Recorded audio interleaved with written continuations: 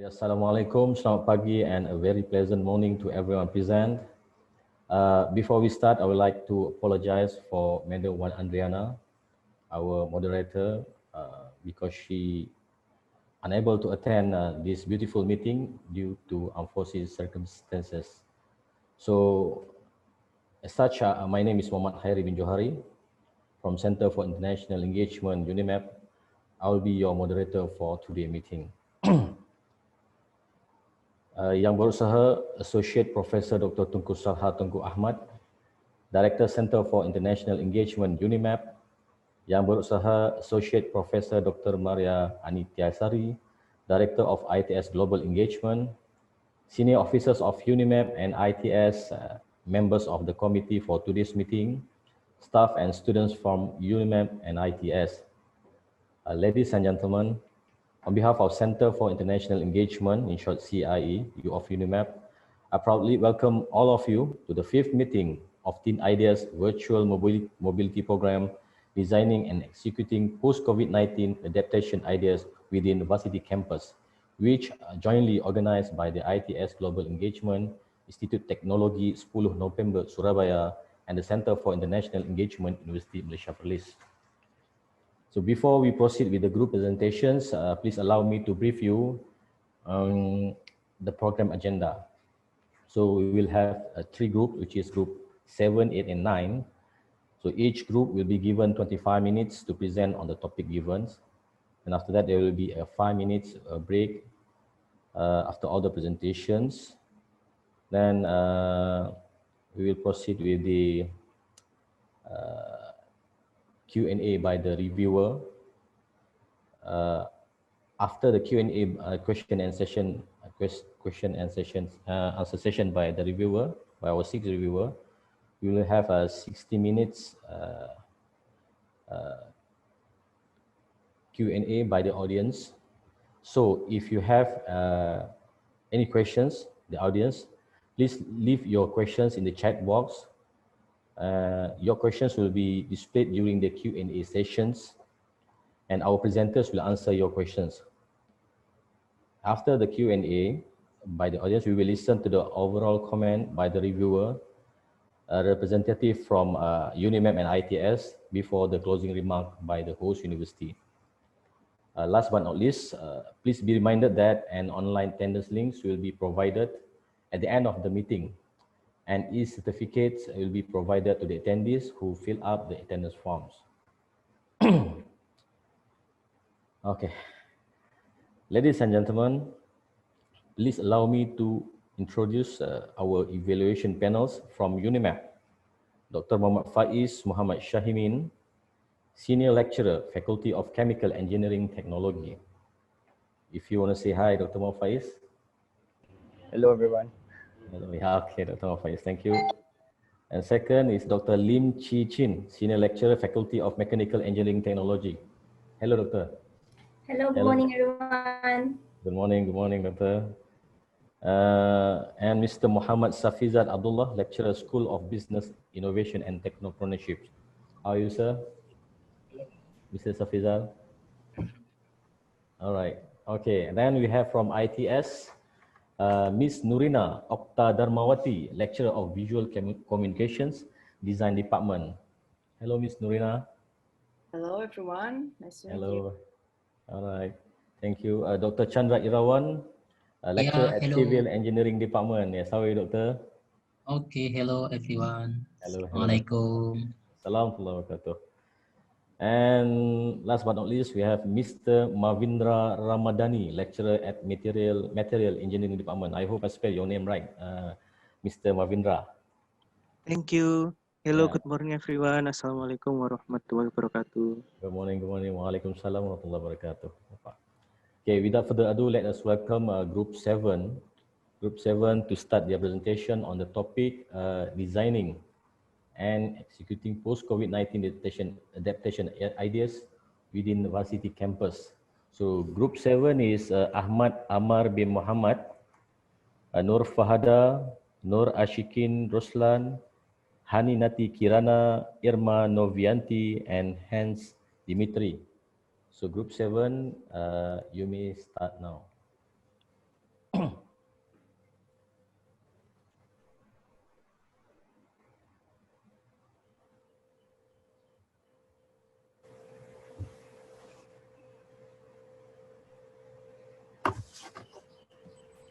Okay, first of all, thank you so much, Mr. Hoyery, for the explanation. We couldn't ask for a better encapsulation about what we're gonna do today. So the topic for today is designing and executing post-COVID-19 adaptation ideas within Varsity campus. Now, this may seem complicated, but I will translate it for you. It simply means imagine our future, go wild, but be restricted because, you know, COVID-19 might still be around. So this is our group. Let's meet our team. We have Ashikin. Hi, Ashikin from Unimap. And we have Irma from ITS.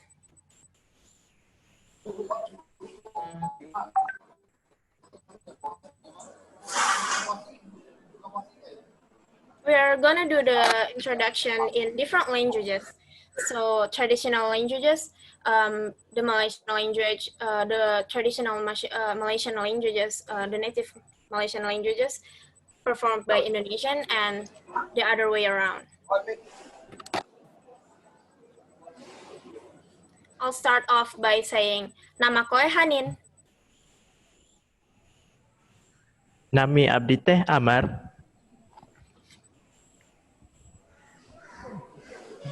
Nami Kuning Fahada.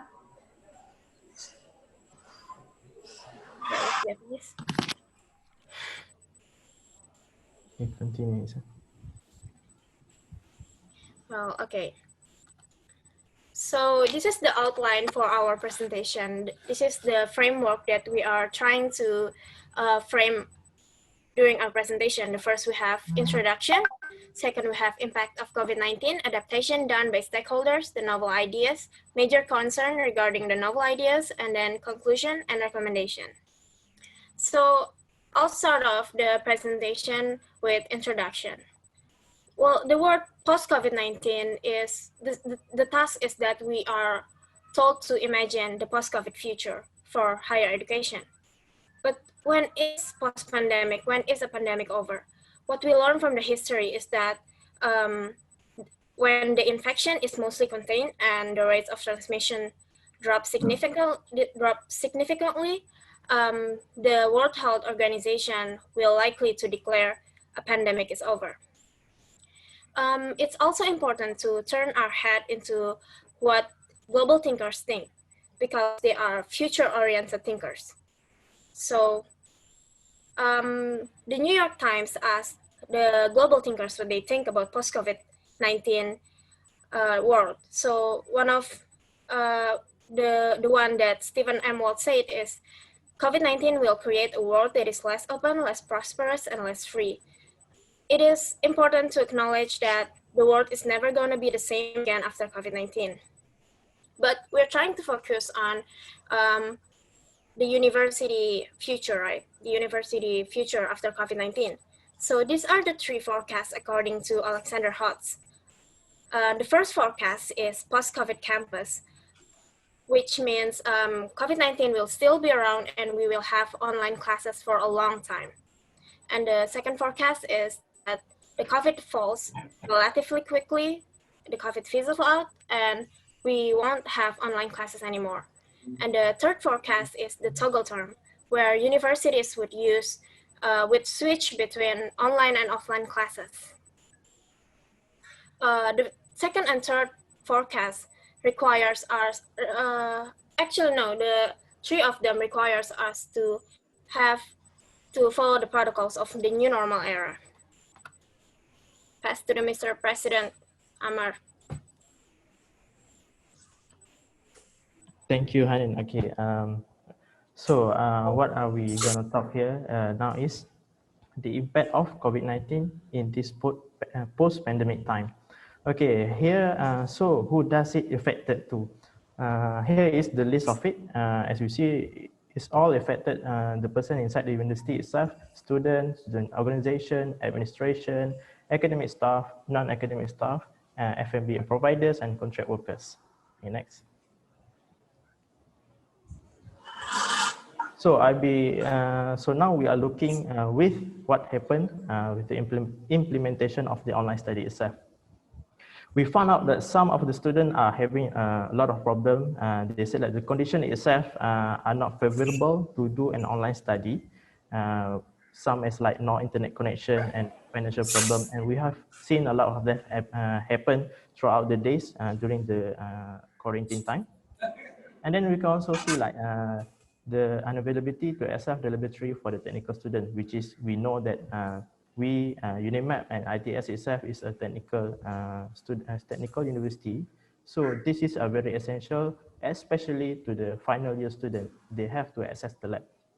And then we can see for the academic staff, we see that they have the terms of an old schools like that. So some of them are still unable to adapt to the change of virtual learning. The users of Google Meet and Zoom, they are still using the old means using through chat groups, WhatsApp groups like that. Okay, next. And then talking about student clubs and organization, we know that the student clubs and organization, they have their own plan throughout the session, and readjustment is needed because of their plan, because a lot of their programs are cancelled and or a postponement occurs. So of course, when the cancellation and postponement of programs occurs, there will be like financial problems because like when a cancellation of program occurs, they involved about the fees of the program, there must have a refund happens. And then we can also see like the very biggest things is students are not interested in online event. Well, of course, they are interested in online only for gaming, but in this case, not many of it are interested in this. Okay, next. Okay, we are going to see about the fresh graduate. Of course, we know like all the graduation ceremony have to be postponed or cancelled. So they can even have a proper graduation, means like they don't have a appreciation to them for finishing their studies. And of course, the biggest concern is about how about their job opportunities itself. We know even if in Malaysia things are getting better, but yeah, yesterday things are not getting better because a lot of cases happen. But this will affect their job opportunities because company will not hiring a lot of their workers. And same issues happen with the student who about to undergoes internship because not a lot of company is accepting student to undergo their internship with the same reason as they are not accepting workers, the fresh graduates. Okay, next. Okay, now we're going to take to look at another aspect. We know that the food and beverage providers, F&B providers inside the campus are losing their job, also because of the financial problems. And we can see that even like the contract workers, such as the cleaners, are facing more regulation just to enter the campus because they don't have a legit university ID itself. Means like there's a difference between university staff and non-university staff itself. And then we know that looking at the student inside the campus, they don't have good mobility to go in or outside of campus itself. We know if in UNIMAP itself, the mobility itself is like very important because not all the things cannot be buy inside the campus. Okay, next. Okay, this is what we got from our questionnaire. You can see like a lot of them have concern about the COVID-19, what will happen to them, especially involved for the qualities. Okay, you can read that itself, and then I can pass it to my friend. Yeah. Okay.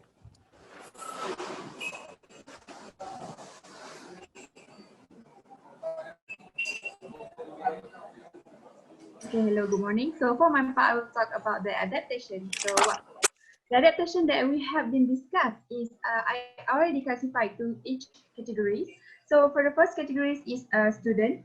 So we all know that students are confined to online studies. So no matter how the constraint about the online study, they have to face it. So next is they return to their college to have semi-online classes. So they have to sacrifice their time at home, so they return to their college to have a semi-online classes, and then they undergo the internship under the faculty or department inside the university. So like we all know, most of third year students in university in UNIMAP are having their internship, but currently they are having a pandemic situation, so most of them are going internship under the faculty inside the UNIMAP itself.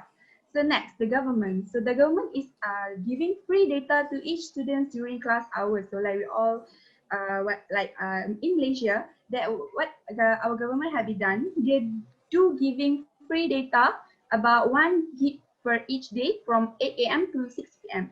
So they also create awareness to everyone to stay at home, and mask and social distance mandatory. So like we all know, they deducted a fine to any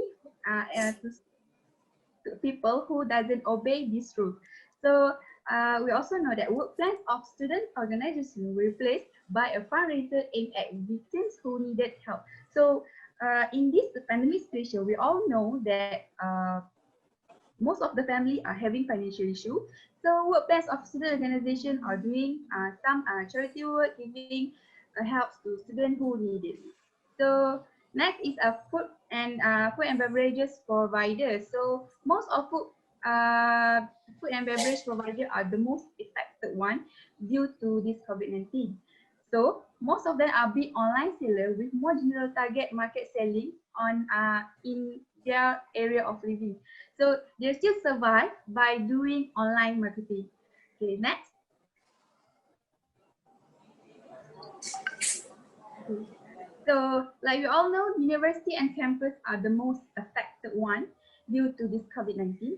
So university are held online lectures during COVID-19 pandemic to continue online learning studies. In addition, they also have cut tuition fees for a certain group. Like we all know, what is the most affected is financial issue among us.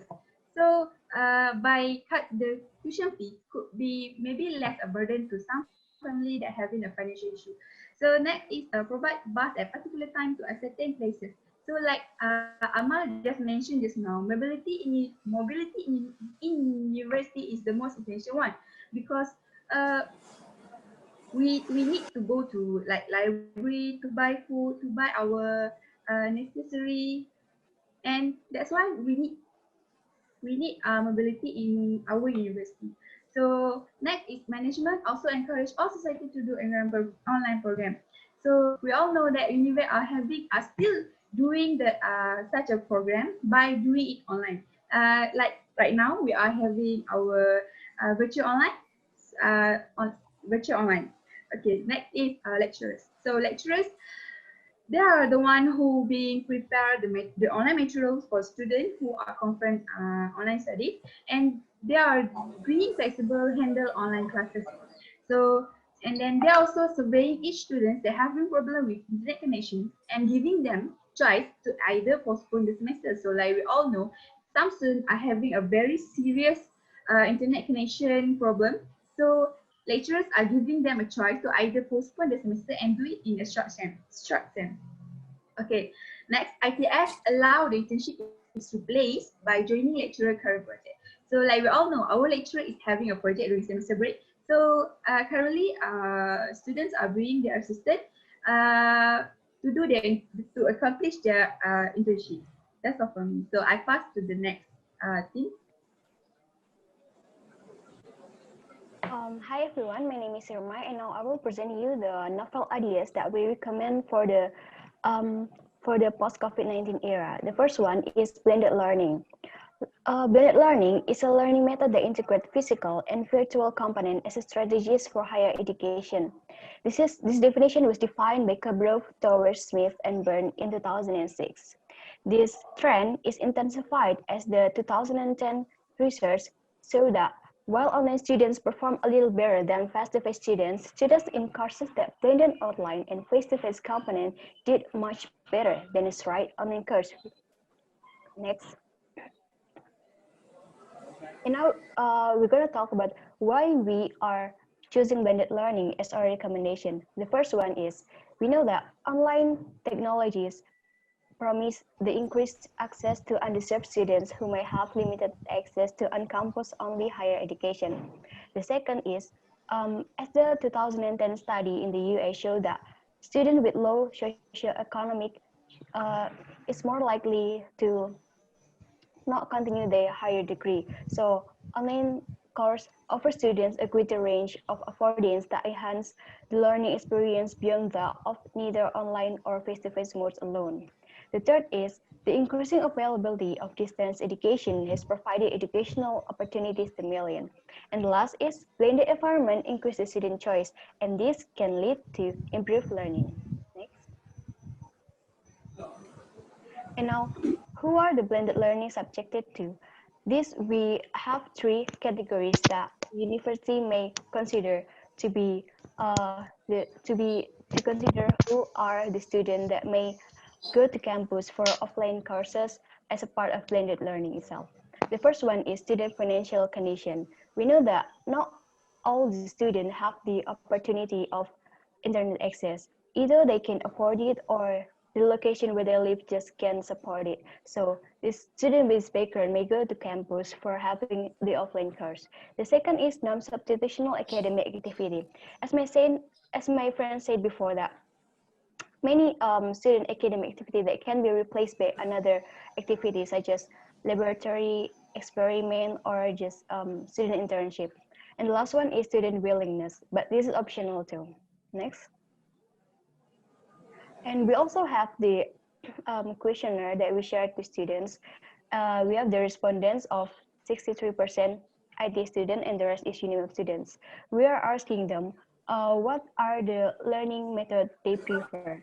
And 68% of them, they choose blended learning either than online learning. Next. We're also asking why they have this tendency of choosing the blended learning. And they're saying that some subjects need a hands-on experience and cannot fully learn by watching videos. Also, they said that semi-online learning will increase the productivity. And they also say that direct interaction is still needed to maximize the learning process because they feel like with student and lecturer in the classes, it will increase the emotional feeling between them. Also, they say that online learning is like learning by themselves because lecturer keep giving them assignment after another assignment. And also the last one, they say that they need to be guided during the process of their study. Next. Okay. We present you our next novel ideas. It's called Taro Palakka. So this is an online-based application that helps students to be ready for semi-online lectures. Taro Palakka itself comes from the Sanskrit language, which means the protector. So it because that this application is secondary health protection. After the primary protection like mask and also face shield. This application is a complement to self-protection against potential COVID-19 in the surrounding environment. Okay, next, we can see our highlight of our application.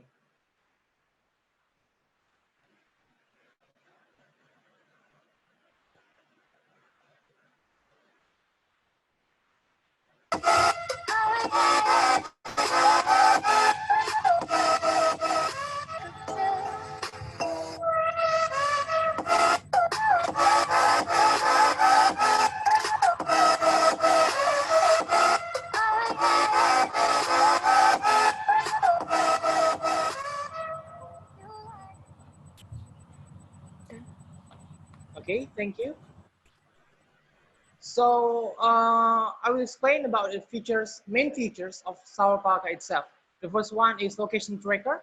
This feature will monitor users so they don't go to the areas that are potentially exposed to the COVID-19 virus. And the next is information about COVID-19.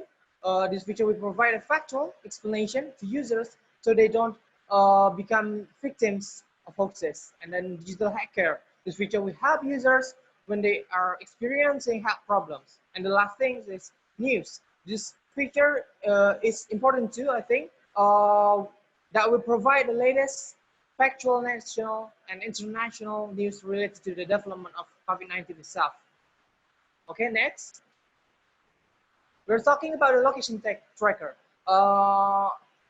We have QR code scanner. This QR code will provide a history of the places we have visited. In addition, this is useful as class attendance in order to reduce physical touch and information on areas exposed to COVID-19 with the number of positive victims recovered and died. And then we have security service to prevent unwanted things from happening due to leaking of information regarding the user's location. And last is real-time detailed personal location that prevent the spread of COVID-19 within a radius around 1 until 2 meters. This feature will send a notification when a COVID-19 threat is detected. Okay, next. The next is information about COVID-19, like general definition and frequently asked questions, because many people are still confused about COVID-19. So we provide them the opportunity to ask whatever they want to know about COVID-19 itself. And then the last thing is how to prevent COVID-19 and its symptoms. Okay, next. The third feature is news. This feature contains the latest news of COVID-19 itself, which is factual from trusted sources. Next. Okay, the last feature of this application is digital health care. First, we have temperature check. This feature will provide data updates regarding the symptoms of COVID-19 through body temperature. And then hotline call for emergency health-related situations. And adjustable rapid test booking to prevent queues that pose a risk of spreading COVID-19. And then online health consultation. And the last is map of the location of the nearest hospital. Okay, next. Okay, group 7, 5 more minutes. 5 more minutes. The following is the data on their willingness to use this application, as well as data on similarities of this application with other applicants. Okay, next. Here's some opinions for other students. Okay, next. We're going to the next section. I will be continue with the major concern regarding to the novel idea presented by Irma. So every effort we did, there must be the consequence or potential risk that might be caused by the ideas in order to improve the every weakness it has. So the first point is, from the ideas of Taro Palakka apps, we expect that user might be feel not secure with the data access that let their location be tracked. They also might be worried about the transparency of their private data being exposed to the wrong person. This is important for us to look forward or the safety of the user. So the app's features will be explained, which is the button that link to the security service.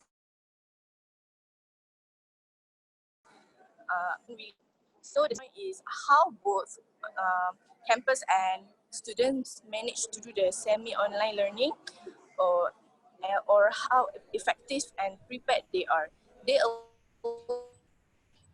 always be the issues when students need to adapt this new norm of learning. So the recommendation from both parties are important to be accompanied, and we suggest to do a questionnaire among the student and campus about the readiness to conduct the semi-online learning.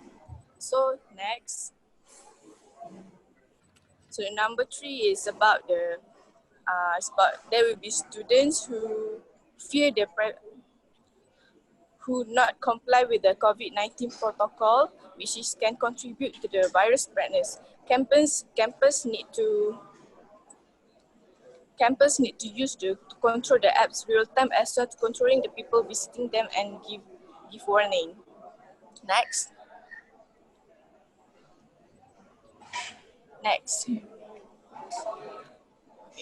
From the teacher point of view, they found the teacher that have left positive reflect the learning benefit of the online content, online learning component. So how do we overcome it is teachers need to view online technologies being mainly to access the information delivery efficiency rather than to support students' learning experience. Regarding to the double workload of blended learning, the faculty is responsible to arrange the schedule. Next. I would like to conclude this presentation by sharing I would like to conclude briefly by sharing this quote. If the pandemic shocks us into recognizing our real interest in cooperating multilaterally on the big global issues facing us, it will serve a great purpose. It was by Shivskan Karamenor and it was posted on the New York Times. I think it shows that even though we are in trying times during pandemic and the post-pandemic will be also a trying time for us, there will always be good come out of it. We can search for the positive possibilities. Just for quick example is this Teen Idea program, which is why we are going to acknowledge ITS Global Engagement and UNIMAP who have made the program possible. Mr. Wahyu, Ms. Desi, Mr. Arthur, and the volunteer from ITS Global Engagement, all the students of ITS and UNIMAP who had helped us with our online survey, and all the audiences with their wonderful remarks. We're going to say our group name first before we close our presentation, okay? So group 7, let's unmute yourselves. Okay, 1, 2, 3. High five! Okay, thank you. That's all from group 7. All right. Thank you, group 7. High five. Yeah. Oh, should I call Taro Palakka? Huh? Taro Palakka team. Nice name. Nice apps. Okay. Big applause to group 7. Okay, group 7. Thank you for such an insightful presentations. So now, please allow me to welcome group 8. Group 8 is Ravina Pupalan, Muhammad Ashikul Islam, Iman Kulen Cornelius Anwar Abdullah Mekafi, Aulia Haris Rahmasari, Zulfahmi Hawali, and Rohainatun Nafia. So group 8, please proceed with your presentation.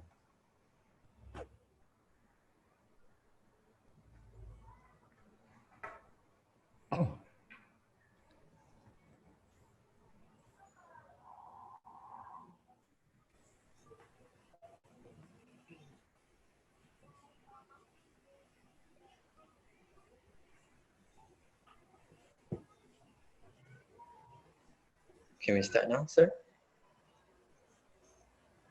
Yes, please welcome. Okay, thank you. Okay. Assalamualaikum warahmatullahi wabarakatuh and very good morning, everyone. Thank you to the moderator and to the fellow guests. So we are from group 8 and we will be presenting about the design and executing post-COVID-19 adaptation ideas within the Varsity campus. So first of all, I would like to introduce our team members.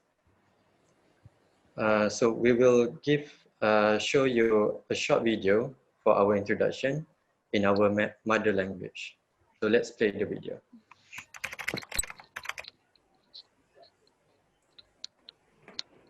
Salam sejahtera, nama saya Ravina dan saya belajar di Universiti Malaysia Perlis dalam jurusan Perniagaan Antarabangsa di Pusat Pengajian Inovasi Perniagaan dan Tekno Usahawan. Saya berasal dari Kuala Lumpur, Malaysia dan hobi saya adalah menari. Assalamualaikum warahmatullahi wabarakatuh dan selamat pagi semua. Nama saya Iman Kalen. Saya belajar di Universiti Malaysia Perlis. Jurusan saya ialah perniagaan antarabangsa. Saya berasal daripada Kuala Terengganu, Malaysia. Dan hobi saya ialah bermain video games. Assalamualaikum warahmatullahi wabarakatuh. Halo teman-teman semua, perkenalkan saya Royhanatun Nafiah, bisa dipanggil Nafi. Saya dari Departemen Teknik dan Sistem Industri Institut Teknologi 10 November Surabaya. Asal saya dari Jepara, Jawa Tengah. Hobi saya bersepeda dan membaca buku. Assalamualaikum warahmatullahi wabarakatuh. Selamat pagi semua. Perkenalkan, nama saya Aulia Haris dari Departemen Statistika, Institut Teknologi 10 November. Saya berasal dari Sidoarjo dan hobi saya adalah membaca novel dan mendengarkan lagu. সবুজে শ্যামলে ভরা আমার বাংলাদেশ। আমি একজন বাংলাদেশী। আমার নাম মোহাম্মদ আশিকুল ইসলাম। University Malaysia পার্লিসে mechanical engineering এর চতুর্থ বর্ষে অধ্যয়নরত। Assalamualaikum. Amar nam Zulfahmi Hawali. Ami Akjong, Indonesian. Ami Institut Teknologi 10 November, Surabaya, TG. Chemical Engineering, Importiona Kortse. Anejong Titio Botse Student. Abung Amar Prio, Kela Badminton.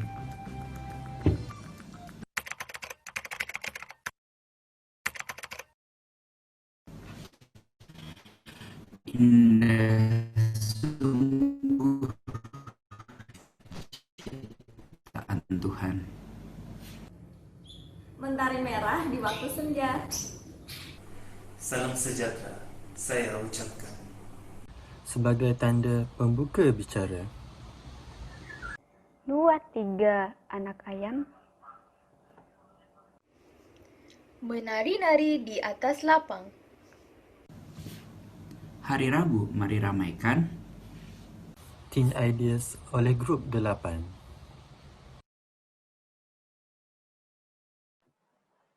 So that is our introduction of our group members. So next, I would like to say about the presentation outline. So first of all, we have the introduction and background, impact of COVID-19 pandemic onto the stakeholders within the varsity, adaptation by these stakeholders to survive and thrive, novel ideas on new adaptation that could be done in the current situation, major concern of the novel ideas and how to overcome it, conclusion and recommendations, and lastly, the acknowledgement. Next slide. So for the background of the presentation, I would like to present about the worldwide case. So I took this data on the 1st September. So the current coronavirus cases on the 1st September is 25 million cases, and deaths are 855,000 cases, but most of the cases are the recovered cases, which is 17 million cases. And then under that is the total cases COVID-19 from Indonesia and Malaysia.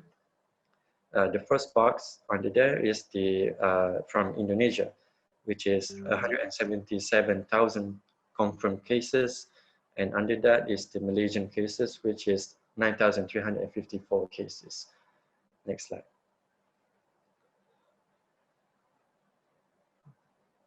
So there are a few actions that the government of Indonesia and Malaysia did. So first of all, there are regulations that were made by these governments. And the first regulation is about the curriculum guidelines made by the Ministry of Education of Indonesia. And then the regulation about the guideline to conduct a lecture during COVID-19. Then next, regulation about the funding aid that were made by the government to help students that were affected by this COVID-19 pandemic. And then next, the movement control order made by the Ministry of Higher Education. And lastly is the regulation for changing usage patterns influence internet speed for students to use when attending their online classes at home. Next. And then the second government action, they made a lot of standard operating procedures for students to follow. So there are a few SOPs that can be listed here. First of all, students that were affected by COVID-19, and then universities and institutes also provided buses for students to go back home to their hometown. And students can go back to their hometown if their hometown is heavily affected by COVID-19. And when students go back to their hometown in their buses, they have to follow social distancing in the bus. So there is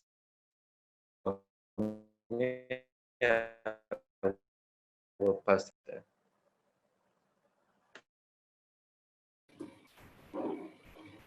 Okay, our next topic is about the impact of COVID-19 pandemic onto the stakeholder within the varsity. A lot of life aspects affected in this COVID-19 pandemic situation. Physical distancing applied in order to reduce human contact and prevent the spread of COVID-19 virus. Due to that, currently, most of campus education system shifted into online class and online meeting. To implement that system, government take role in making the regulation about education policy during the emergency situation. Some regulation have been made by the government of Malaysia and Indonesia, as you can see in this slide. This online class system has its lacks and benefits. The benefits are it is convenient and take less time to travel. Distance doesn't matter. We can access the class anywhere and it's flexible. But it has constraints like internet connection and concentration. Internet connection issue often happen and students often get distracted by their environment. This type of education system is a big discovery and can change our future class style. Okay, in this pandemic situation, we had a lot of time because most of the things held online. We can discover more about ourselves. We got more time to learn soft skill and personal development. There are a lot of things can be learned, but our group had both some of the relevant things can be learned in this pandemic situation. Those are critical thinking, emotional intelligence, and adaptability. Adaptation skill is important to survive in this world. We have to adapt in this fast-paced world. And in this COVID situation, if we don't adapt to the online things, we will be left behind. Okay, next slide. Okay, the next impact is we can balance our life of studying and personal development. We have some tips and tricks to balance our life. So there are 7 tips. First is plan ahead. By being organized will make your work easier. Next is stick to the routine.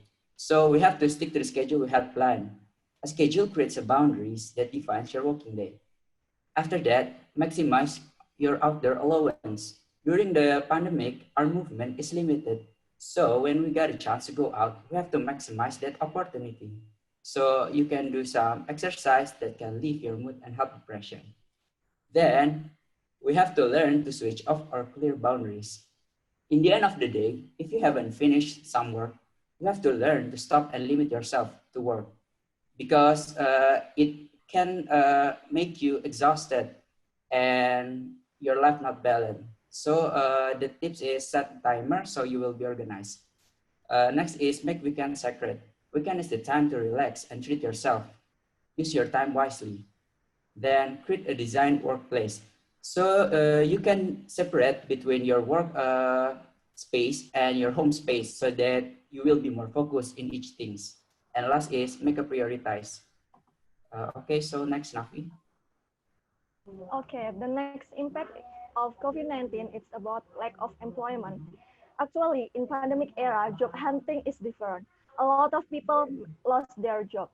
And in Indonesia, Ministry of Manpower of April 2020 and 20 recorded around 2 million workers from around 100,000 companies laid off and affected by termination of employment.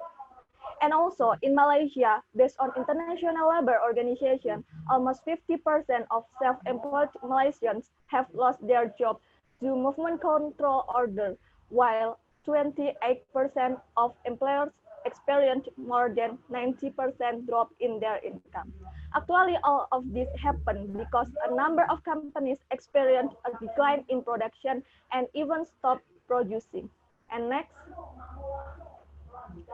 And this is the graph of loss of employment in Indonesia and Malaysia. In Indonesia, many sectors impacted of COVID-19. There are transportation, and then trade, retail, financial, food, marketing, recruiting, and etc. And also in Malaysia, has many drop in 20 and 20. Job losses increased by 42% in Q1 2020. And because of COVID-19 also, which has led to many business experiencing a drop in demand till 42%. And then only expected to accelerate from April 2020 onward with job loss increases by 50% to 200% year in 2020. And next. And the last impact of COVID-19, it's about mental health depressed. The World Health Organization report, many people were depressed by direct effect and consequence of physical isolation because of no interaction and practice social distancing, while others experience fear of being infected with the coronavirus and losing family members. Meanwhile, the psychiatrist from NYU Langan Health mentioned the smoking rate of people with mental illness is higher around 60 to 70%. It means that some schizophrenics smoke regularly. So the people who smoke has higher impact of COVID-19.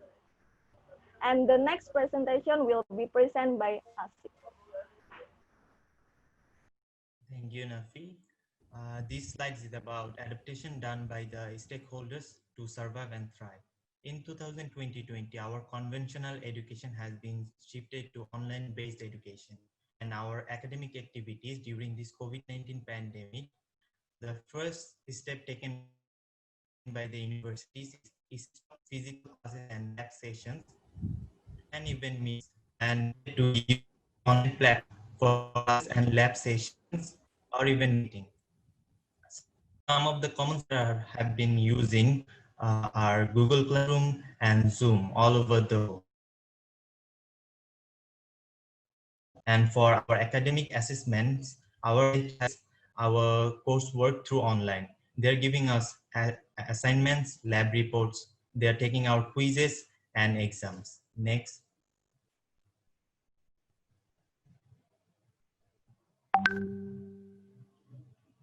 Next, please. Okay.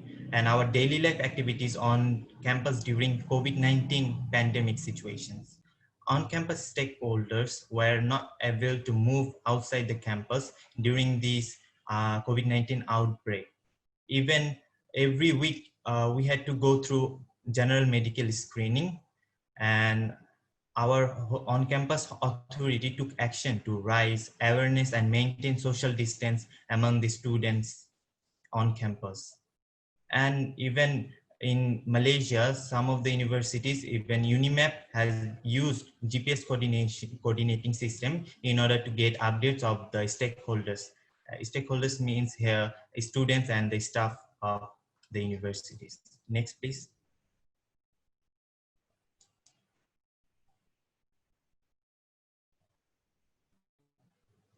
This slide is about novel ideas on new adaptation that could be done in current situation. So the first thing I would like to highlight is orientation of online platforms, because as we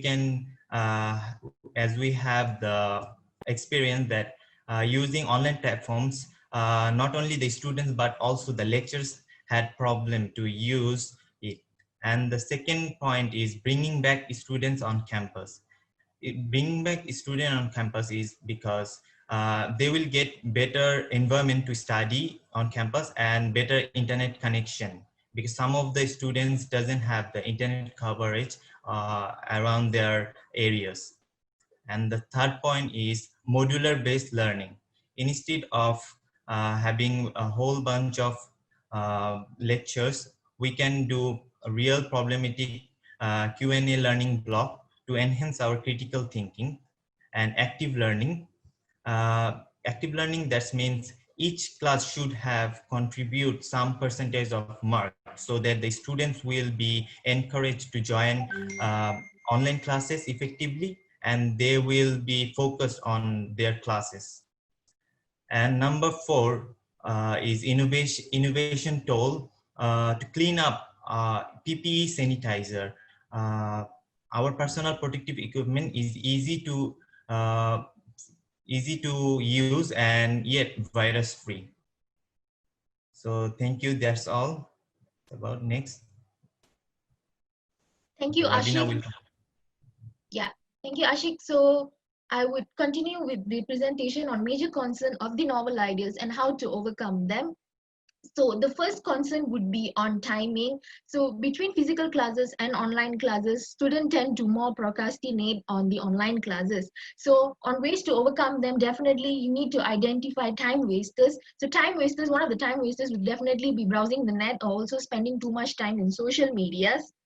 And the second one would be breaking down responsibilities. Perhaps students should have a schedule for their own, a timetable for them to manage their time wisely, and enlist help, get help from your friends or even lecturers to perform your task, and also avoid trying to multitask. Focus one task at a time because multitasking can decrease your productivity.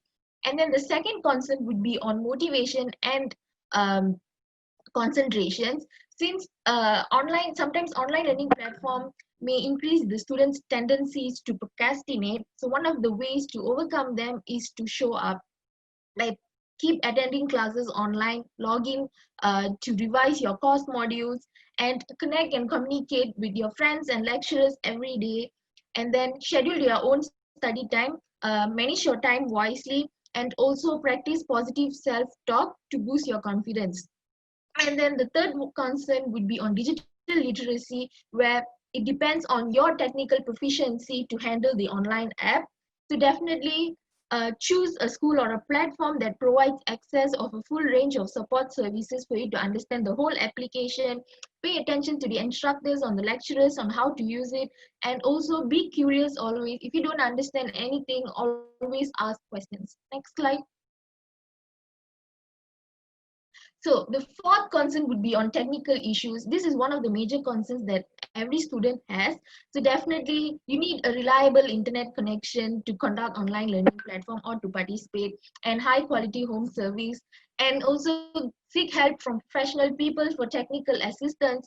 Uh, if students from rural areas who do not have good internet connection, they need to visit a reliable good Wi-Fi connection places like coffee shops or even public libraries. And then the next one is the concern where there's no impact for students using the online learning platform.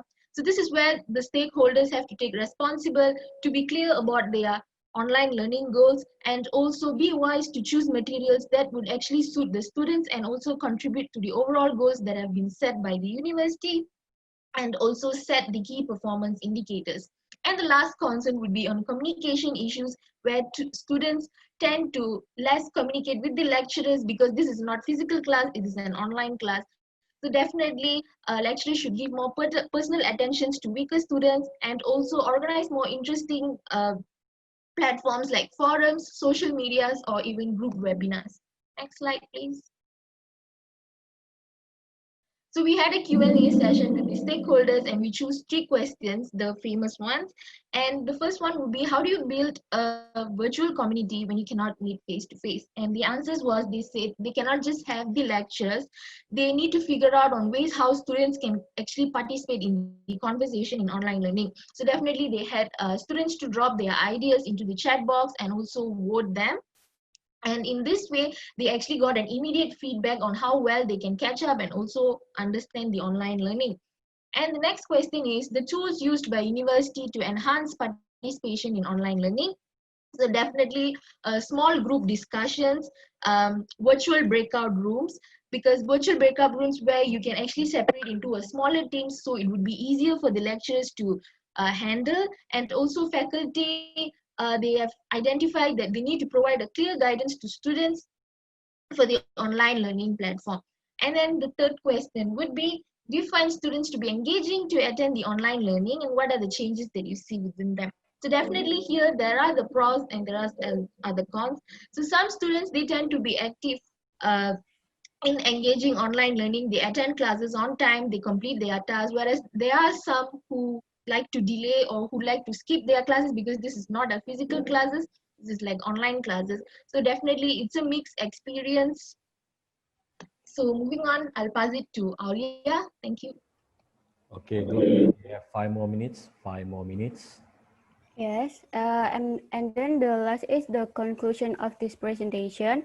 COVID-19 has affected in many aspects like education, economy, industries, and etc.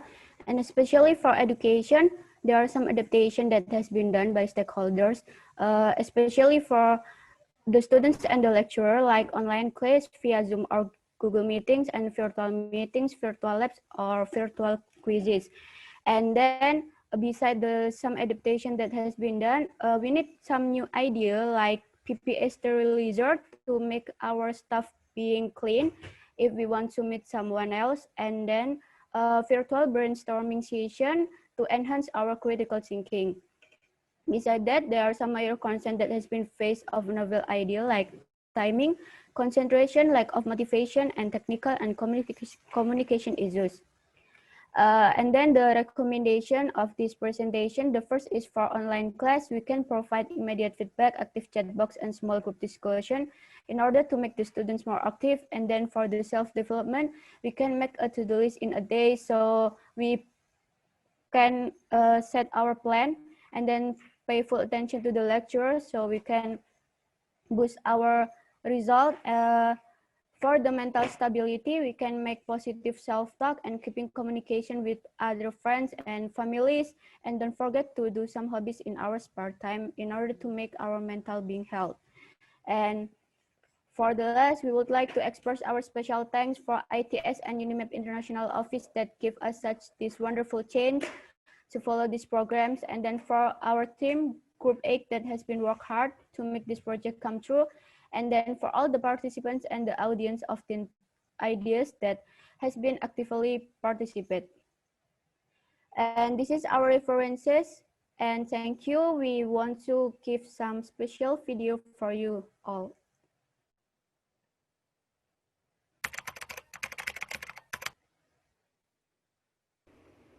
We are all in this together. Please stay strong and be safe. And practice social distancing.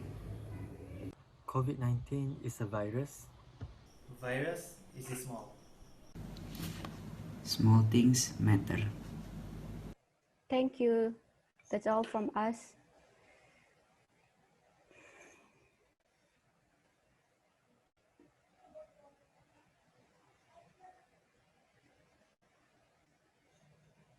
Okay, thank you, Group 8. I love the pantun. So in pantun law, if you sell, you must buy. So I buy your pantun now. So Group 8, cantik dan tampan. Awesome presentations di pagi hari. Terima kasih kami ucapkan Q&A session kita berjumpa lagi. Alright. Thank you. Okay. So good. Thank you for an interesting presentation. So big applause to them, Group 8. Okay, so let's move to Group 9. So now we will hear from Group 9. So Group 9 is Aidil Hanafi bin Amiruddin, Ibnur Radi bin Azman, Nur Syafiqah binti Azhar, Nidia Ahmadiyah Rosalin, Diva Nur Kurnia Ning Tias, Yuda Hendriawan Budi Handoko. So Group 9, you may proceed with 25 minutes. It's yours. Please. Okay, thank you, Mr. Hoyer, for the change. Assalamualaikum warahmatullahi wabarakatuh. Very good morning for everyone. I hope you all are in a good condition. So today, I and my team are going to present our discussion about. Our discussion is anyone can see the share screen? No. Okay. Okay, sorry.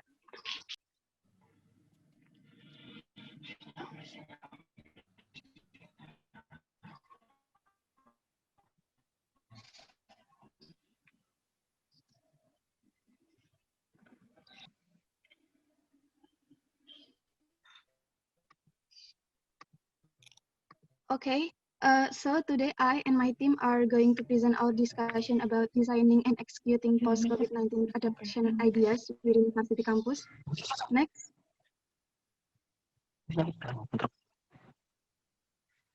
Before we start the presentation, I will introduce me and my team. So my name is Nidia Ahmadiyah from ITS, and then we have Yuda Hendriawan from ITS. Yuda, can you say hi to our audience? Yeah. And then we have Aidil Hanafi from Unimap.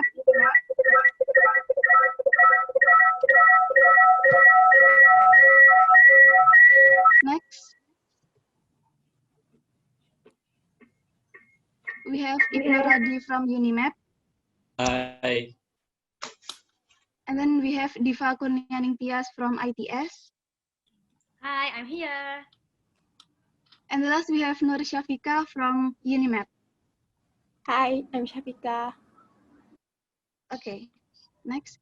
So this is our presentation outline. The first is front page. The second is presentation outline. The third is background. The fourth is impact of COVID-19 pandemic and the lifestyle changes onto the stakeholders.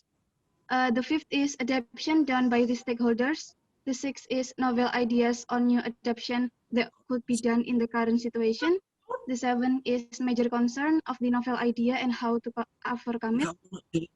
The eighth is conclusion and recommendation, and the last is acknowledgement. Next. Okay, I'll tell you about the background. COVID-19 is the infectious disease caused by the most recently discovered coronavirus. This new virus and disease were unknown before the outbreak began in Wuhan, China in December 2019. COVID-19 is now a pandemic affecting many countries globally. Source WHO. For the impact, COVID-19 have a huge impact on the economy, education, social, and more. For example, unemployment rate increased because many employees were laid off during the movement control period. About people are encouraged to stay at home because the epidemic can be spread through touch. So many businesses should be closed for a relatively long period of time, so as greatly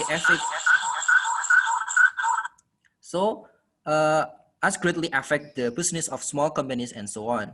But due to time and knowledge constraint, we are going to focus more on the impact of education. Next. Many countries have rightly decided to close school, colleges, and university.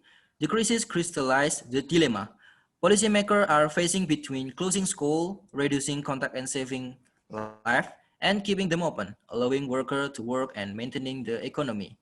The severe short-term disruption is felt by many families around the world. Homeschooling is not only a massive shock to parents' productivity, but also to children's social life and learning. Teaching is moving online on an understated and unprecedented scale. Student assessment are also moving online with a lot of trial and error and uncertainty for everyone. Many assessments have simply been cancelled. Importantly, this interruption will not just be a short-term issue, but can also have a long-term consequence for the affected cohort and are likely to increase inequality. Next. Okay, about the lifestyle changes in academic sector, for the first is registration. Some universities require registration to be done manually before COVID-19, where students have to meet with lecturer to get their signature, then sent to university staff. After COVID-19, as this pandemic can be spread through touch, manual registration is not encouraged by university. All students, lecturer, and staff need to register their classes in the system through an online portal. But the second is about class. Before COVID-19, meeting in class or laboratory face-to-face between student and lecturer. After COVID-19, meeting do in online way with some online portal like Zoom, Google Meet, and etc. And about sport days, before, the purpose of this activity is to keep students physically active. This activity requires the involvement of lecturer, student, and staff to be successful. So this activity involves outdoor activity. But after COVID-19, when this outbreak occurs, everyone is encouraged to stay at home. No outdoor activities, especially sport activities, are allowed. Therefore, this activity had to be postponed and the students were expected to take care of their health. Next. And about the laboratory activity. Before COVID-19, students that needs to use laboratory can ask to the head of laboratory and use it as long as they want. After COVID-19, students have to get license and cannot use laboratory together because at the same time, maximally 2 until 3 people inside of laboratory with applying health protocol. And about the final project, there are several points. For the first one, before COVID-19, TES supervising examination and submission held offline by meeting directly with the lecturer. But after COVID-19, everything is done by online way. For the second, student that need sign from head of department may come to the office and wait for a minute to get the signature. But after COVID-19, students just send email to department's mail and just wait for getting a signature. And the last one is students who want to present their final project may do this at laboratory with lecturer directly. After COVID-19, presentation of final project do in online way by Zoom or Google Meet. And the last one is about graduation day. Graduation day is about gathering of graduated students at one place before COVID-19 and usually will be held face-to-face where students will receive a graduation certificate on the stage. This is to celebrate the day of the student who have graduated. But after COVID-19, everything could be done manually. But virtual graduation is held. Graduated will be held in online way using online platform. Next.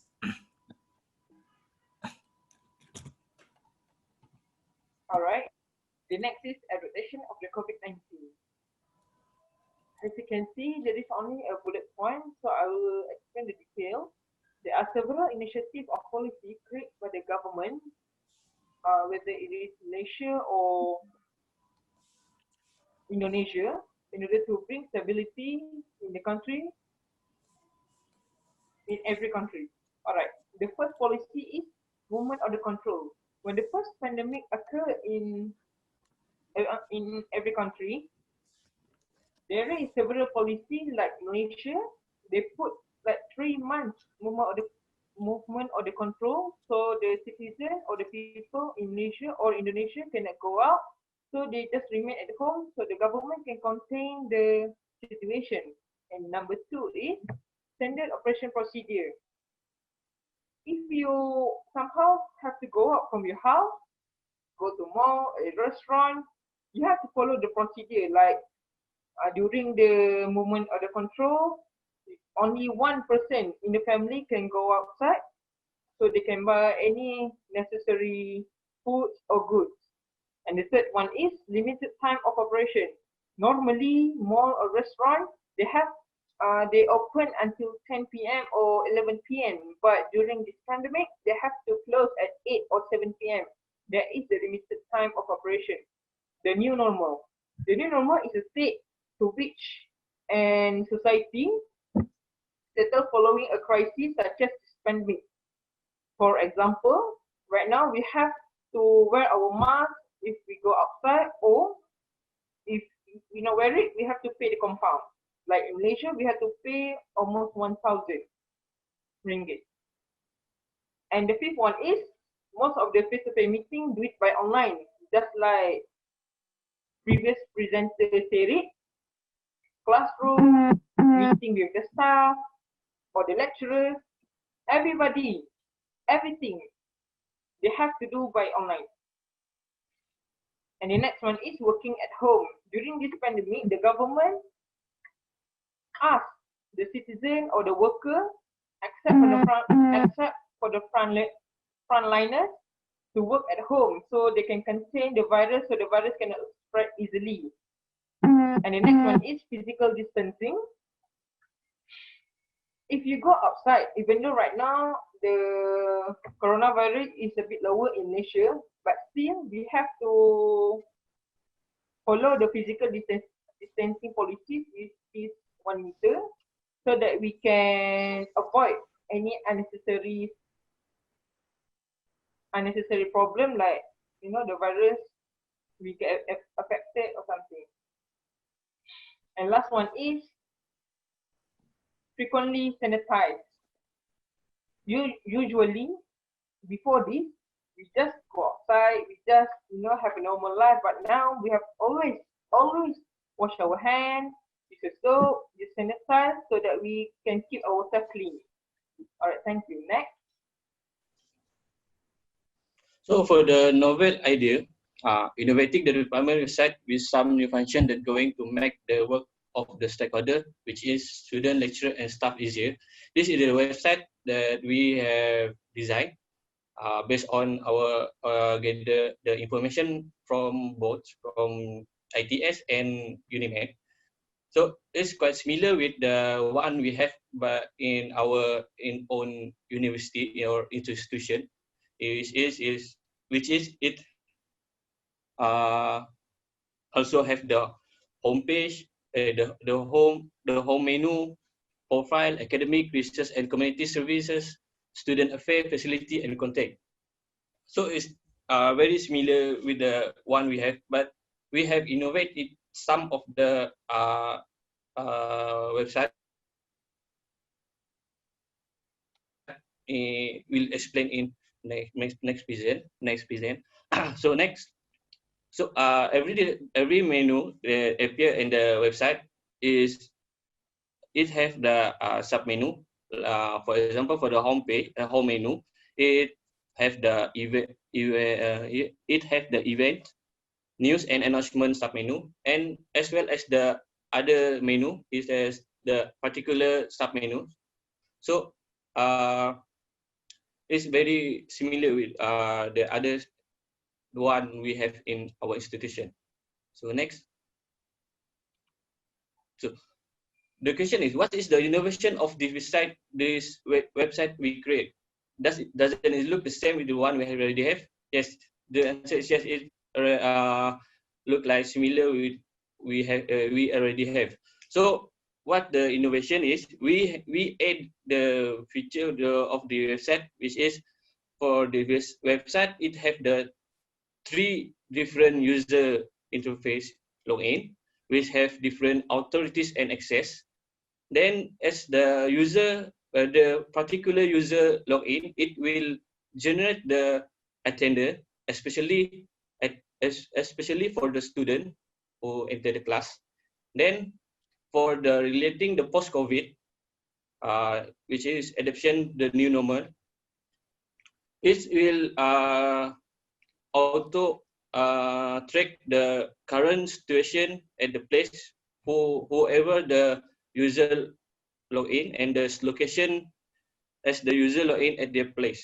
So for the particular user access, I will explain detail about it, how it's connect to each other by using this website. Then I will pass to my group member for explain the particular user. Okay, thank you, Reddy. The novel idea that we offer is called Syntaman. What is Syntaman? Syntaman stands for Department's Integration System. Syntaman provides many facilities in managing the academic process between students, staff, and teacher, where their relationships are interrelated. For example, setting course, and then classroom, laboratory, and setting up a thesis. Okay, on this slide is a prototype of the Syntaman. Front page will have a menu for home until contact. Well, what is different from the front page of a usual website on campus? There are the attendance and room management submenu on the academic menu. In this thread, and so the attendance submenu with display lecture schedule, that it makes it easier for us as students. We don't need to often ask staff the lecture available or not. When we have asked, we chat is not answered. Can reduce contact with the people in the campus. Afterwards, for room management, this menu will display which classrooms and laboratory are available or not. So we don't need to confirm again to the staff to ask classroom or laboratory is available or not. Of course, all of menu to reduce direct contact conditionally. Okay, and then And then the second is the different from the usual website. So how come one website can be used by 3 accounts? This page become the key because there is a login page that will spread privilege from students, lecturers, and staff. Just enter the username and then password. Then the page will be directed to a different page according to the privilege. And then next, this is the student page, where the page provides the privilege for the student, including canceling or adding course, thesis arrangements, book room or laboratory, and judicium registration. So students require confirmation from the staff using this website so that notification will appear in the info menu. It is the sub menu, and then student can know that the process has been accepted or declined, where is accompanied by a message from the staff when the staff rejected. Next, this is the lecture page, which is with the profile the lecturer. This page provides privilege to approve declined courses, approve or decline students, course schedules, approve or decline exams, student list, and thesis schedules. For the approved decline course and exam are a submenu for confirmation for the staff, whether they can teach the course or attend the thesis exam at the hours and time set by the staff. Then the lecturer can refuse and provide solution on another day. Then for a student approve or decline submenu for the student, when to confirm the lecturer want to be the thesis supervisor, and supervisor can give a decline or approve for the student. And all of this menu are designed to reduce the direct contact between student, staff, and lecturer. And then the last one, this is the staff page. The staff page have a lot of privilege to confirm course to the lecturer, and the course are scheduled, confirm the registration and thesis process, such as seminar results, and then thesis exams, and manage classroom and laboratories. And I will repeat again, all the menus and submenus offered by the Sintemen or System Integrasi Department reduce direct contact between student, lecturers, and staff. In addition, it also makes it very easy for them because all academic related needs are on the Sintemen website. However, the prototype that we made still only the 3 users, such as student, lecturer, and staff, because usually staff have different tasks from one staff to another. And the weakness from our website can be used for further website development. Okay, and then next. Here is some major concerns and solutions. We have concerns about a few issues. The first one is about website management. The second one is about the effectiveness of the website innovative. The third one is about student adaptations. The fourth one is about students who live in rural area, then about internet connection and about expertise. For the website management, it's not easy to manage a large number of users. We have at least 100 students in only one department, and the website itself is divided into several sections, such as academic section, residential college sections, permission section, and laboratory sections. And these website innovations require a good care and a good management to make these websites become more successful. Then we also concerned about the effectiveness of the website innovations. Our concern is whether this innovative website is effective in overcoming the problem that has been explained by in the previous part or not. The effectiveness of the website actually depends on the user of the website itself. The website is innovated with a certain functions But if the user do not alert with the functions and they do not know how to use this website, it can be useless. Then for the student adaptations, we also concerned about the level of adaptations of student and lecturer in implement these websites.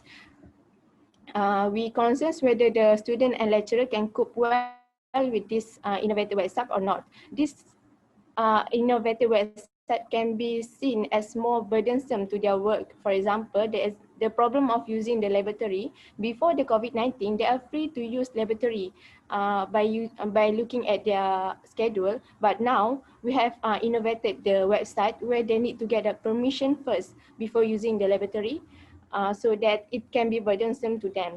So we are concerned if they're able to keep up with these new changes or not.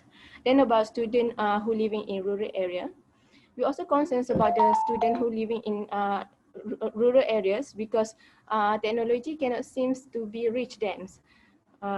They also lack of facility, and some of them might not even have laptop with them to browse these websites. Then about internet connections, same goes to the previous points. At the beginnings of the epidemic, all students were sent to go home to their hometowns, and not all places have a good internet coverage. Then for the expertise, we also lack of expertise to develop these websites. So here is some solutions for our issue. For website management, we suggest for the university to hire a few people to become admins of the website management. These admins will only work and we only focus on the website management. Then about the effectiveness, we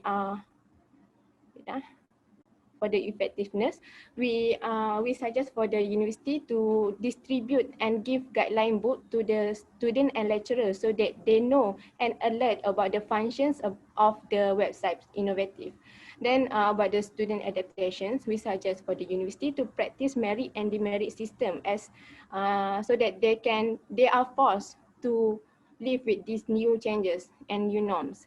Then about students living in rural area, we suggest for the university to ask and call the student to go back to their campus so that the university can give them and provide them a good facility to use these websites. Then for the internet connections, provide internet to their student and lecturer. And for expertise, we suggest for the university to hire professional application creators so that this website can be more effective.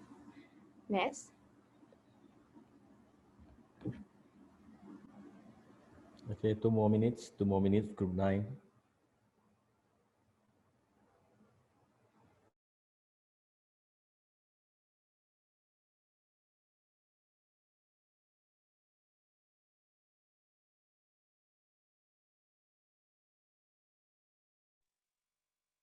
Sorry, from all the explanation that we already present, I want to conclude that this website is expected to solve problems related to laboratory permission and thesis submission.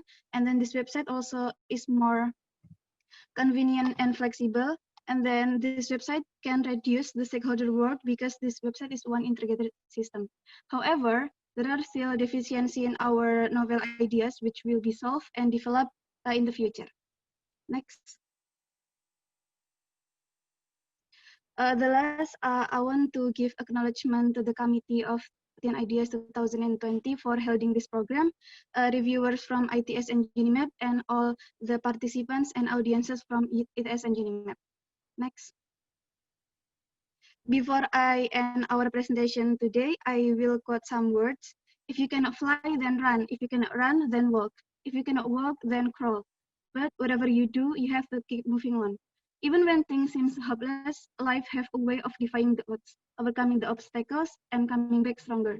Never give up hope, regardless of how hopeless things may seem, there is always a way. That is all from Group 9. Thank you very much. All right, thank you very much for the Group 9. Thanks for the wisdom words. So big applause, everyone, big applause. All right, the next agenda that we will waiting for, which is the break, okay? The break now, we will have like 5 minutes break before we proceed with the Q&A session by our 6 reviewers. So meanwhile, our audience, if you have any questions, please leave your questions in a chat box. So during 60 minutes Q&A by the reviewers, we will try to collect as many as we can, that and then we will display the questions during the Q&A, answer sessions by the audiences, and the chosen presenter or who will volunteer to answer the questions will answer your questions. So let's take 5, everyone.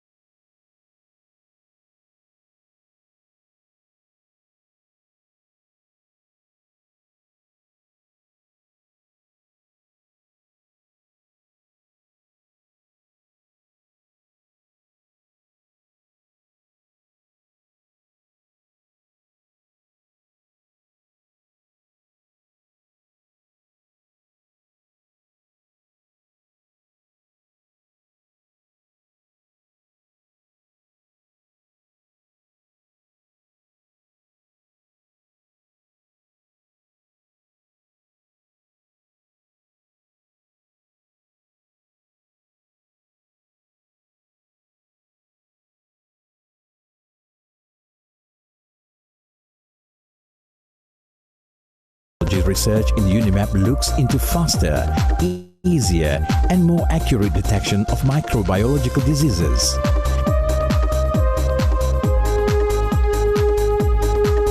The HPV-CC kit has high sensitivity that allows early detection of cervical cancer through saliva. With the application of greenhouse technology, the Sustainable Agro Technology Institute has developed a method to enable the Perlis harum manis to be harvested all year long.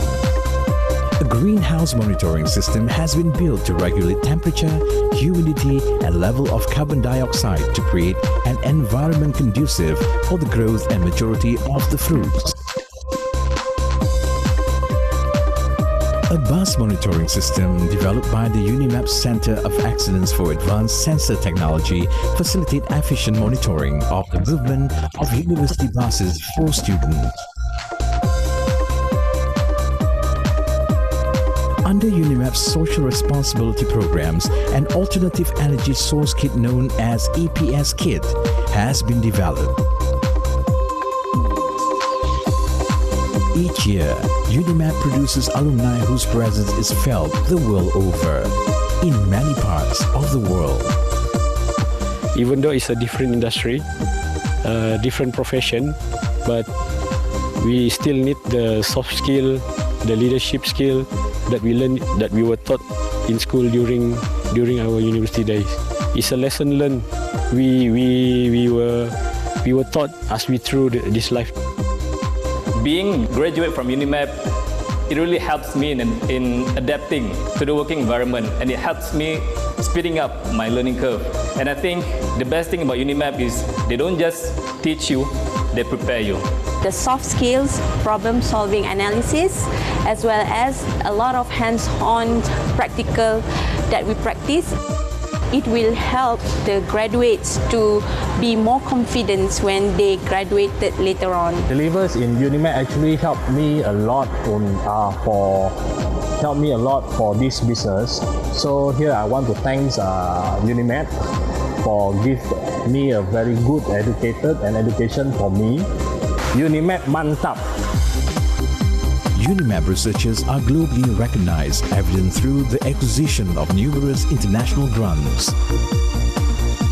UNIMAP is my first choice because the programs offered here are focused and they fulfill the expectation of the industry.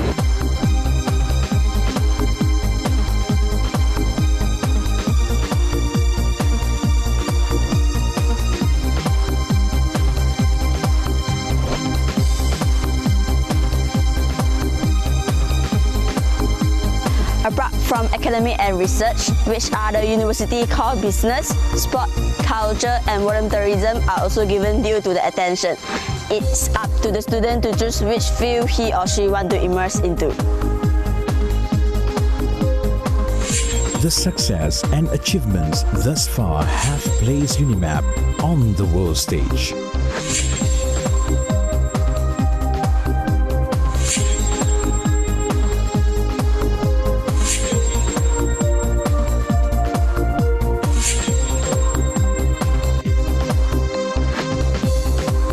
We are proud of our numerous achievements, including being recognized as the world's top 700. Guided by our core values of knowledge, sincerity, and excellence, UNIMAP will become even better and stronger towards a brighter future for all. UNIMAP, mantap!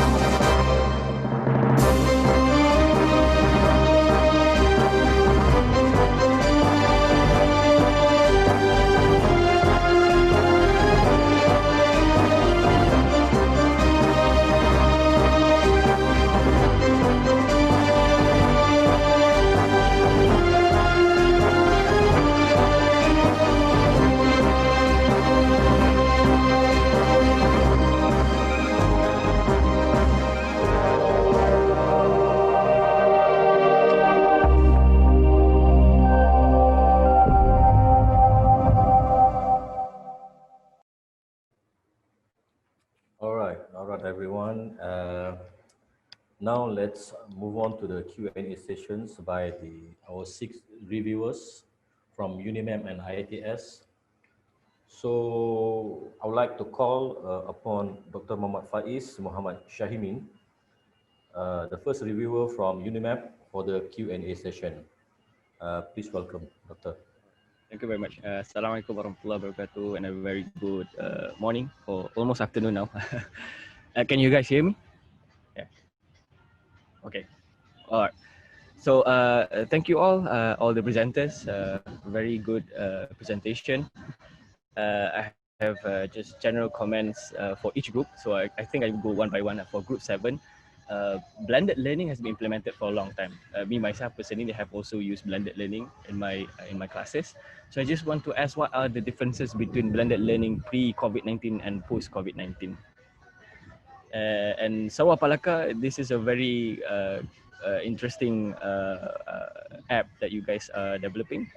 The real location time thingy is quite a concern because you mentioned just now it will alert you when you come 1 to 2 meters to active COVID-19 sites, right? shouldn't it be 1 to 2 kilometers instead? Because 1 to 2 meter is way too close, right? So that's a major concern lah. Why do you choose 1 to 2 meters? For group 8, not sure if the ideas are novel. I personally have made some sort of simple quiz from each online classes, and the quiz will be displayed at the end so that we can so that I can attract students to stay on the online classes, so that they will pay attention, and then they have to answer a question at the end of the class, right? So, and there will be some marks also added towards the final overall marks lah. But yeah, as mentioned also in the as in the chat box, the novel idea where you want to make a machine, some sort of machine to sterilize all the PPEs and stuff like that. Do you have any specific kind of machine? That has not been clear lah in your presentation.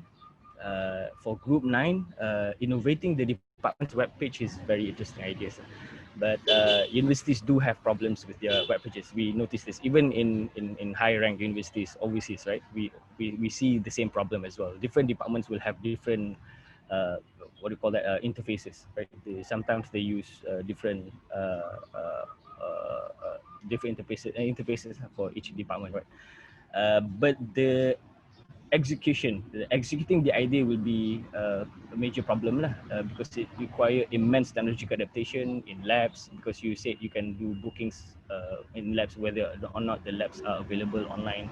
Stuff like that requires a lot of technological adaptations in the labs, classrooms, and also require immense trainings for academic staffs and also students. But the most important question is funding. How much will this super cool website cost to universities? That has not been mentioned clearly in the presentation. So I guess those are the questions that I have for each group. Maybe you can pass to other panels.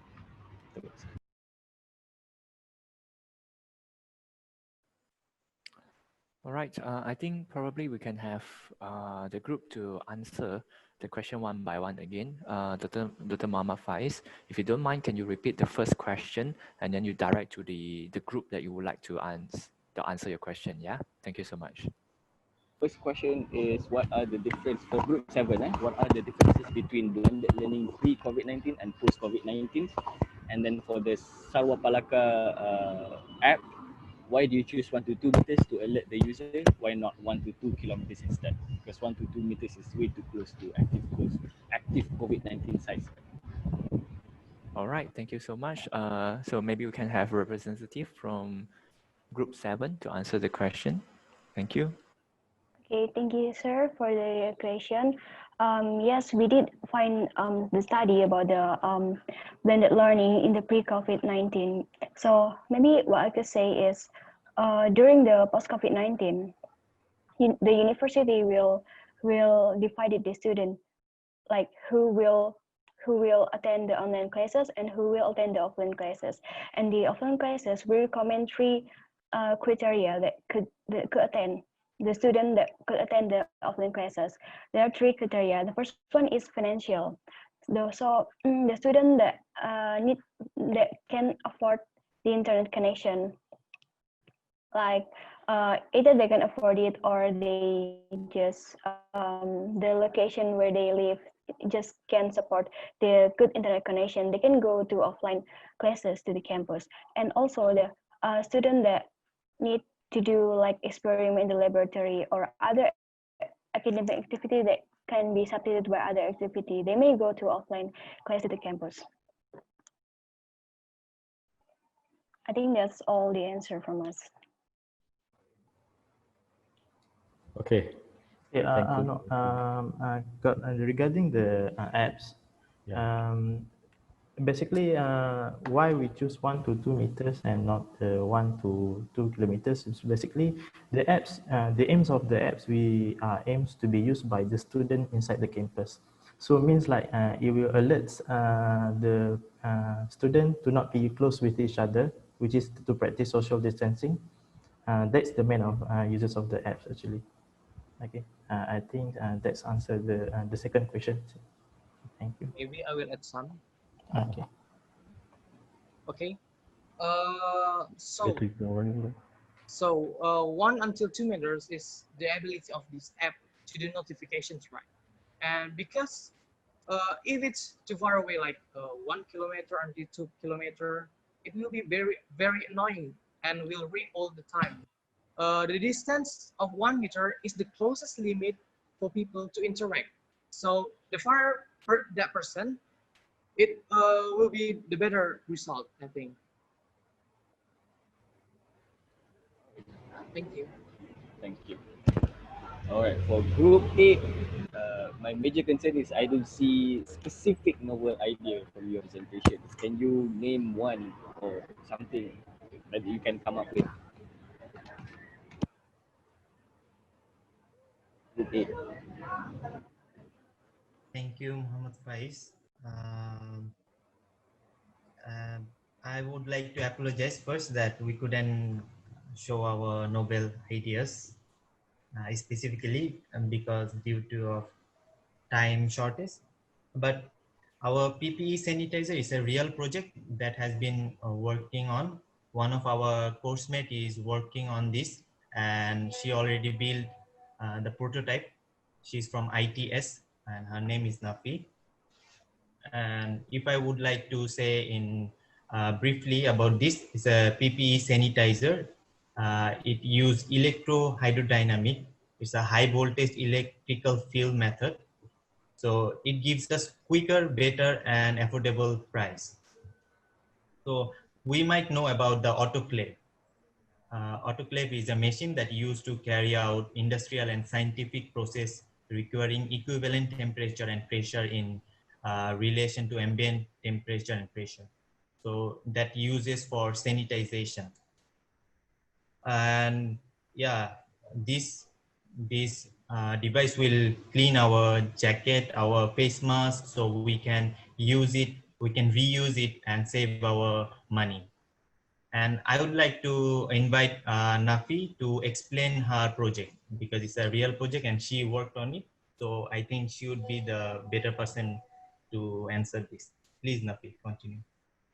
Okay, thank you, Asik. Thank you for your question. Actually, in this novel ideas, still in prototype, itu sterilize minor surgical set from bacteria. But now we want to scale up the prototype to product ready and test it for the virus sterilization. But till now, we already know about the virus sterilization from the journal, and we already make the prototype scale. And also, it's compared with the autoclave. Actually, we have affordable price. It means that autoclave, maybe we can see the price, it's about 30 million, and this PPE sterilizer only 2 million. And also the sterilization method, we use high voltage electrohydrodynamic that mentioned Asik before, but in autoclave, it use pressure and thermal. This is the difference, and this is the novel ideas.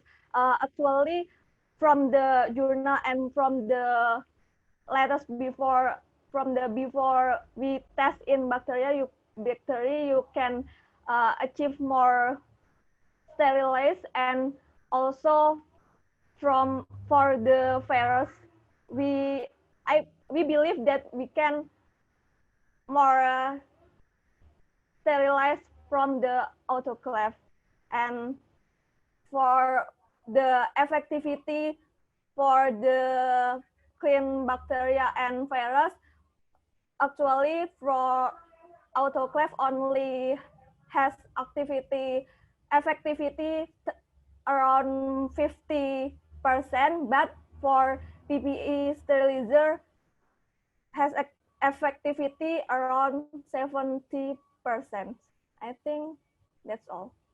Nafi, could you please explain about the price? Is it in ringgit or USD? Oh, or rupiah? sorry. In rupiah. For autoclave, 30 million rupiah, and for PPE sterilizer, around 20 million rupiah in selling price. All right. And the last question would be for Group 9 regarding the funds. How much would it cost to, to update the website to this super cool website that you mentioned to universities? How much would it cost? Okay, thank you for the question. I'll try to answer this question. And about the font of this website, for the development of this website, we don't need to cost much money because we can order or promote this project to the student who have a good knowledge in web development and also manage database. The cost of this website is just for hosting. That is, for example, www.org or .com or .id. So our website could find easily when typing in Google search.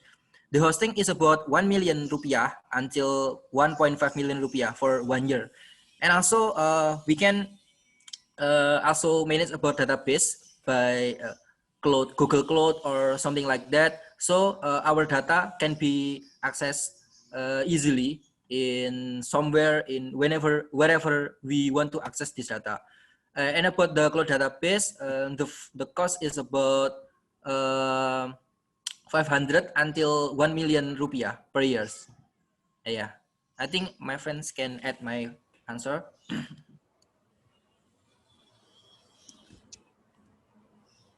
All right, thank you very much. All right, okay. I think that's all.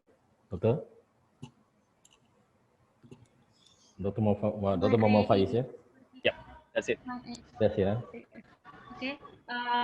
From the Sinteman website to design our website, we can empower students in every department who can create a website, or university to delegate this project to one of the department, for example, in informatics, engineering, or computer science, and etc. And to create the website for hosting domains and cloud servers, we can be accessed free by many people. Who we first use free for trial for a years, then we use paid one, because many hosting and cloud server give free for trial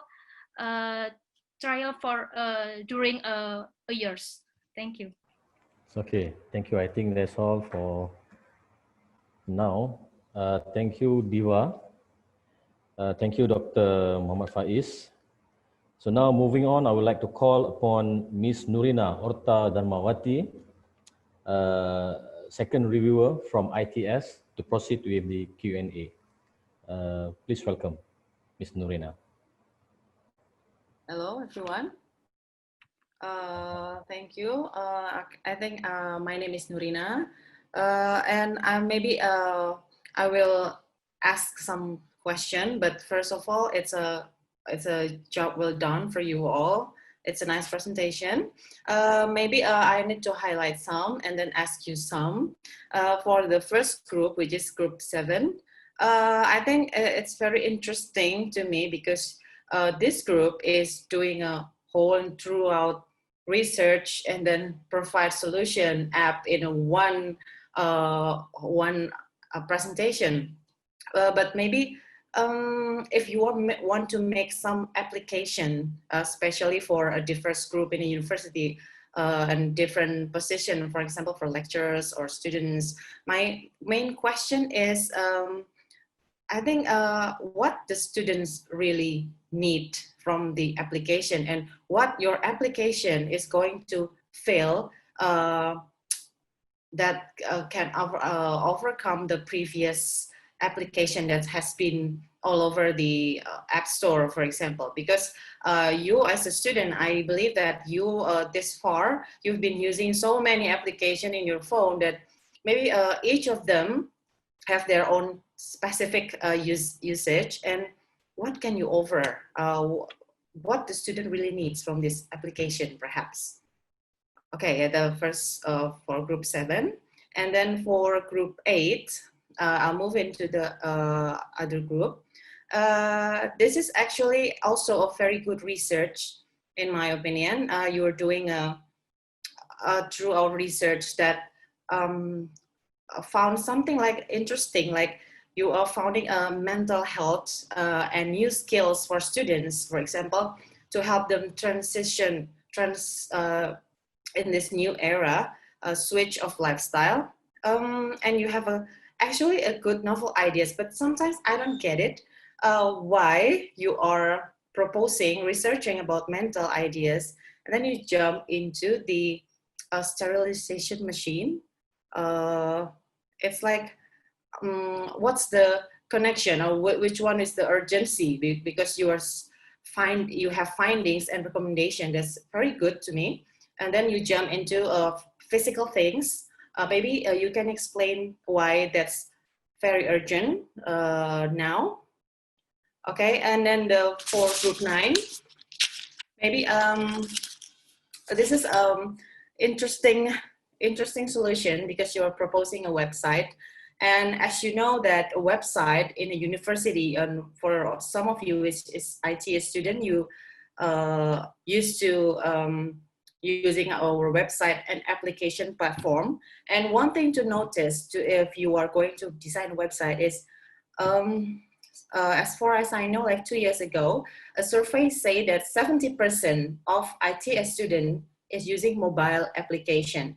So why? The question is, why are you going to use a website? Well, 70% in last 2 years, and I don't know the latest data this year, maybe it's like 90% they're using application, but you still propose for a website, which is, I think in design any new web or application, one thing important to consider is what's the previous application or website cannot provide for the student. Because if you say that there's like courses, it's a little, I don't know about you or your lecture, maybe lectures, usually they have a very many different needs, different ones for their lecture. Sometimes they want synchronous, asynchronous, they want to meet you face to face, they never meet you at all. It's like very different for each lectures, and you will experience it soon maybe.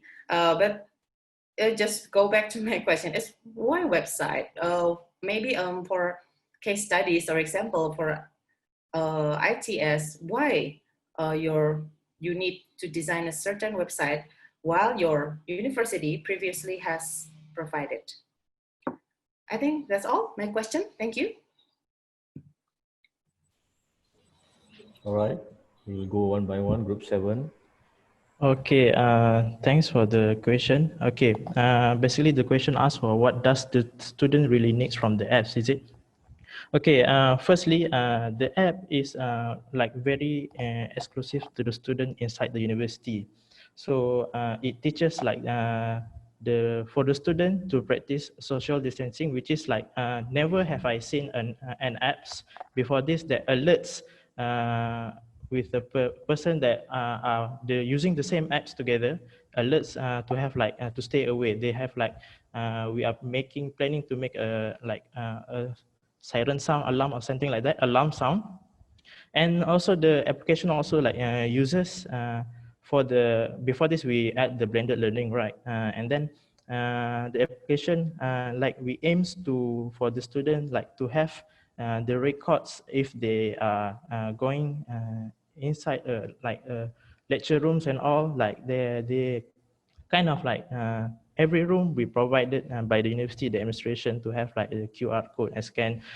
Then they scan using the apps. We have that kind of same function in Malaysia, which is the My Sejahtera app. Whenever like we go to some place and then we scan the location of that one, I mean like it keep the traces of where we go inside the apps.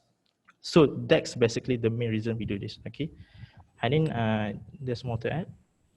Yeah, thank you, Amar. Also, thank you to Ms. Nurina for your wonderful remarks and your wonderful question. Well, it's true what Amar said. Compared to My Sejahtera, this is specifically for campus. The features we have also notifications when you go as much as 2 meters to each other who also have the apps. Because we thought about it and maybe thinking about it, having it mandatory for students inside the campus. We are also proposing supporting systems within the campus, like maybe in the buildings, but we haven't thought about it more thoroughly because we don't have enough time. But we had an idea that having a system that that can help alleviate the spread within the campus. If you think about it, it's like pesantren boarding school. It's like boarding school systems now. They have, if you come in, then you can't go back anymore. You can go back except you do the rapid test first. So I think that's all I want to add. Thank you. Maybe I want to add some. Okay, basically this application has security service to prevent unwanted things from happening due to leaking information regarding the user's location. Because based on our questionnaire for some students in UNIMAP or ITS itself, the most important things that they want to know is the privacy. So we provide this security service to prevent that unwanted things. Thank you. I think that's all from group 7, right? So group 8. Okay, thank you for the question, Miss. Yes, okay. So there's a difference between the mental health and also PPE. So PPE is more of kind of like a personal protective equipment. It's an innovation tool. And then why we mention mental health is because not all students can accept the fact that we are conducting the online learning now. So some are very disappointing because they could not be able to participate well. So mental health is also important because in order to actually protect our mental health, we have mentioned in one of the novel ideas, which is to conduct Q&A learning blocks. And the reason is why is to enhance our critical thinking. So basically, like my university, we have not conducted a Q&A learning blocks yet. So examples of Q&A learning blogs would be like Coursera or even TeacherTubes, where it's a free community sharing instructional videos, contents for lecturers and also students. So when we have this on Q&A learning blogs, then we can actually enhance the critical thinking of the students. So when their mental health is stable, then they can continue their study and also come back to the campus. Whereas like PPE is more of like innovation tool to clean up our personal protective equipment in a quick and easy way and also virus free. Yeah. Is that all, group 8? Yeah, I think group 9. Group 9. Okay, I want to answer the question. So our group chose the website because the website can be accessed on PC or mobile apps. It's really make it easier for people when they don't have smartphone memory that doesn't have too much to use the website to access internet. And it is very possible for us to develop a website into a mobile apps. However, to develop mobile apps require a lot of money because there are different operating system, Android and iOS, and then also require more programmers resource. We choose the website because it is simple and can be used on any platform. The cost is also cheaper than the mobile apps, and then does not require memory to access the website. Maybe only memory for search engine application like Google Chrome. That's all for me. Maybe my team can add my explanation. Okay, thank you. Okay. Okay, thank Okay, you. okay, one minute, group 9, thank you. 1 minute only. Right, thank you. Okay, thank you, Nadia, for the addition. Although why we choose website is, although the ITS or Unimap has provided website before, we know that the current website is not integrated become one website. If we have an affair about academic, we have to go to this website. And if we have an affair about final project, there are different websites. So it's not effective. Because of the reason, we want to integrate the website to become one big website, so student can access the one website for all that affair. So I think that will support the Diva previous answer. Thank you. All right, thank you, Ibn Radi. So, thank you, Ms. Nurina, for the questions. And then now I would like to call upon Dr. Lim Chi Chin, our third reviewer from Unimap, for the Q&A sessions. Please welcome Dr. Lim.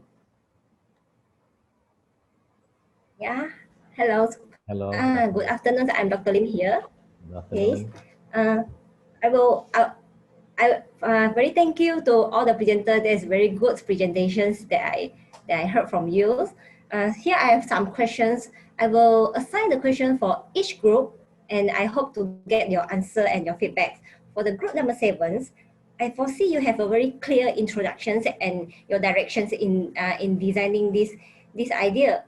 But as you mentioned just now, your system, the Taro Palakka systems, how you relate these systems to your problem statement that you mentioned previously, blended learnings.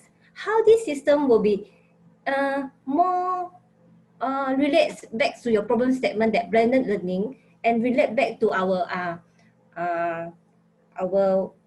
Varsity University in campus, how to solve this problem instead of your system just a bit similar like the apps that available in the market, for example, that you said just now, like MySejahtera.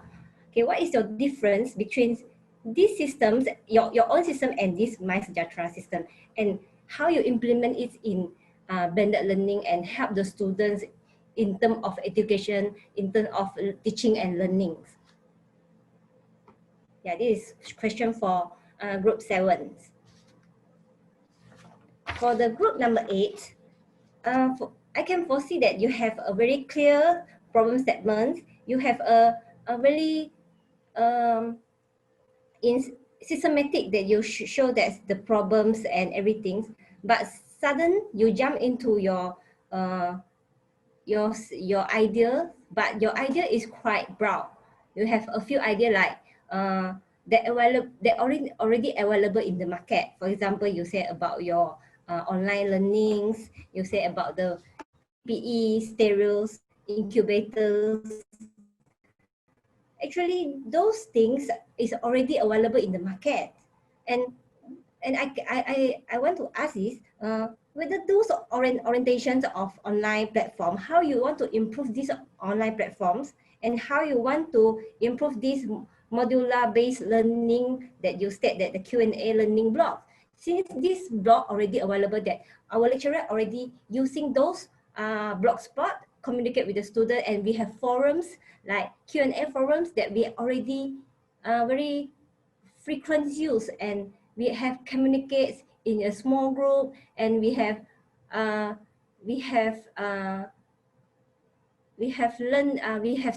communicates with the students in times by time. So how you want to ensure that students always show up, and how your system can help in improve this? Okay, for group number 9.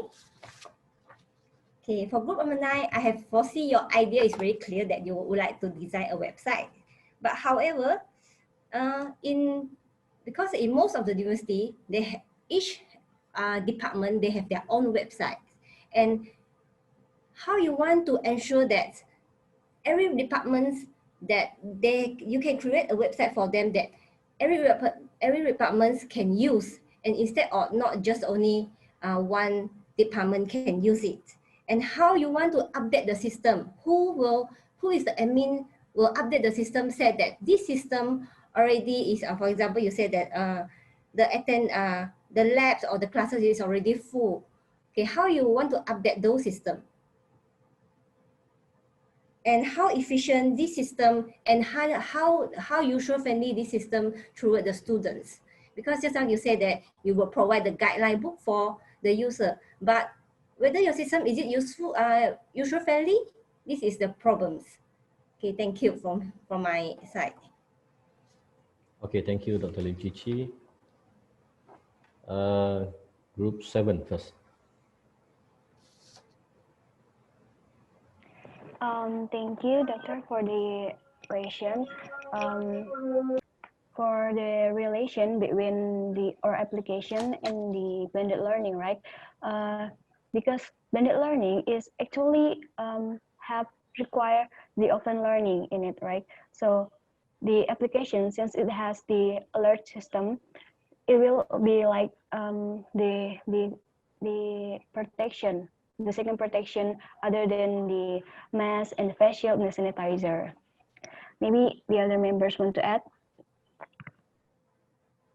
The Taro Palakka apps itself is like a guidelines for the student, like to be inside the campus itself. Means like, just like I mentioned before, yes, the difference between my Sejahtera apps and the Taro Palakka apps itself, because we have the alert system. If they come close with another user. So it is like Hanin mentioned before, it is like a mandatory to the student. If we decide to use these apps, it is mandatory to all the students to have these apps.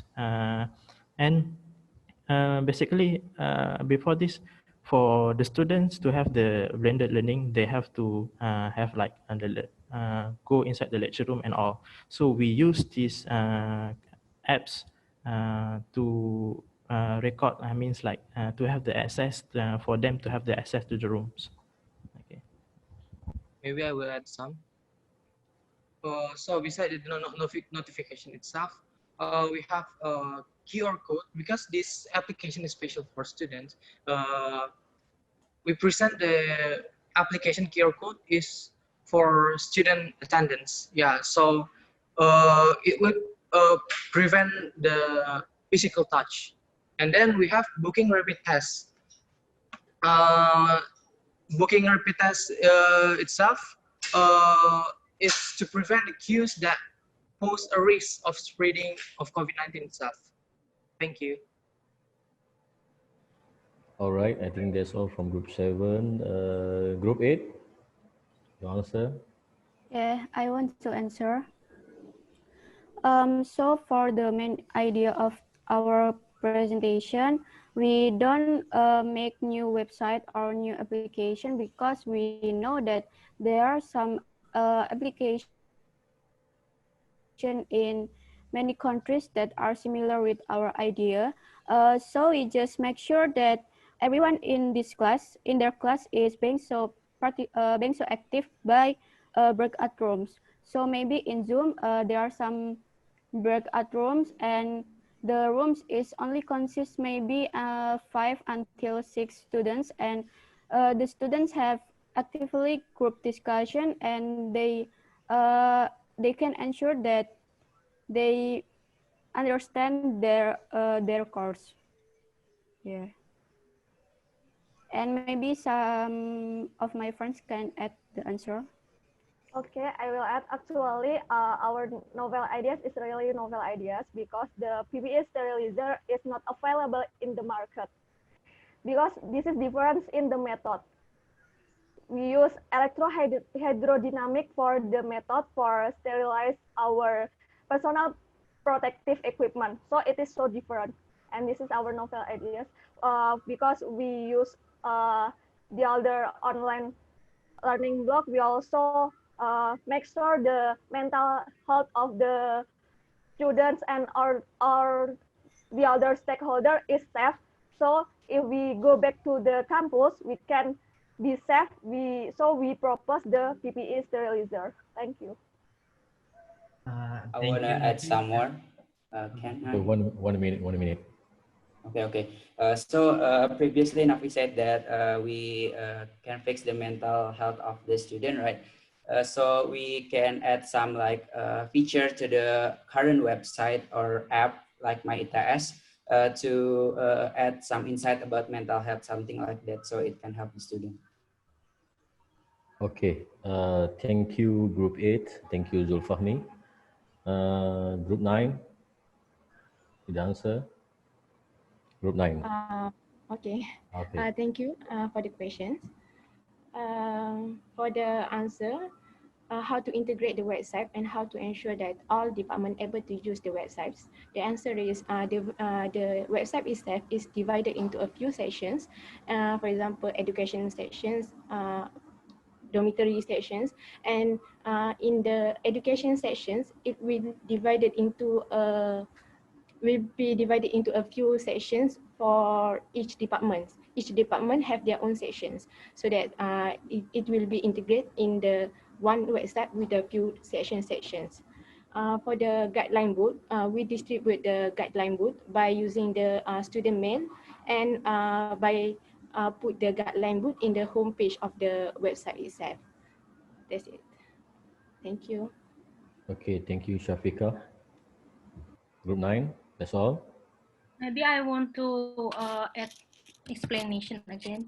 Okay, So I will explain again. To design our website, we can empower students in each department who can create a website and create works groups or university that can delegate this project to one of the department. For example, informatic engineering to create the website. Then the result from the website are shared with each department. We can use the application to each department, and for upgrade the website is depending on the application maker, maybe in the group the maker, and we can give our criticism and suggestion to this application maker. Thank you. Okay, thank you, Group 9. Thank you, Diva.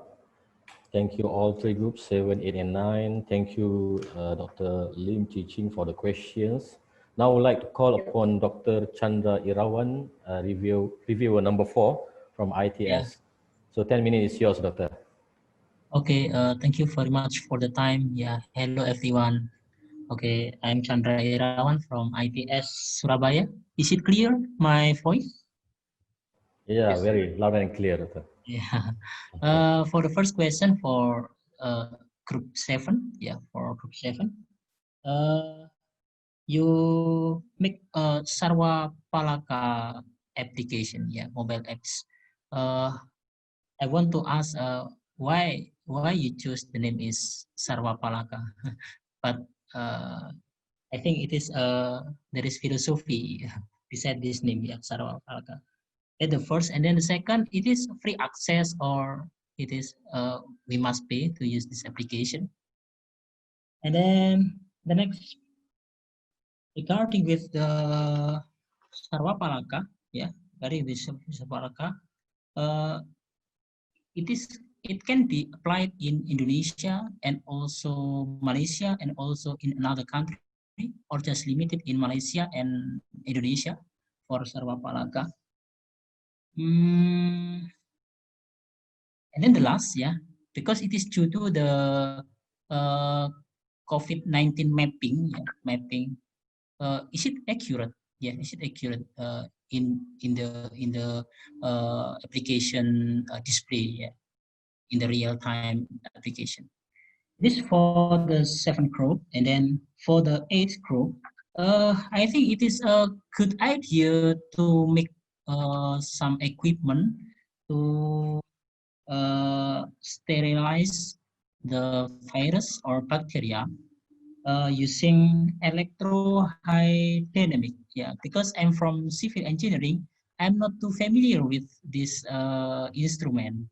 I would like to ask, it is safe for human application, because you say that it is for personal protective equipment. It is safe for human.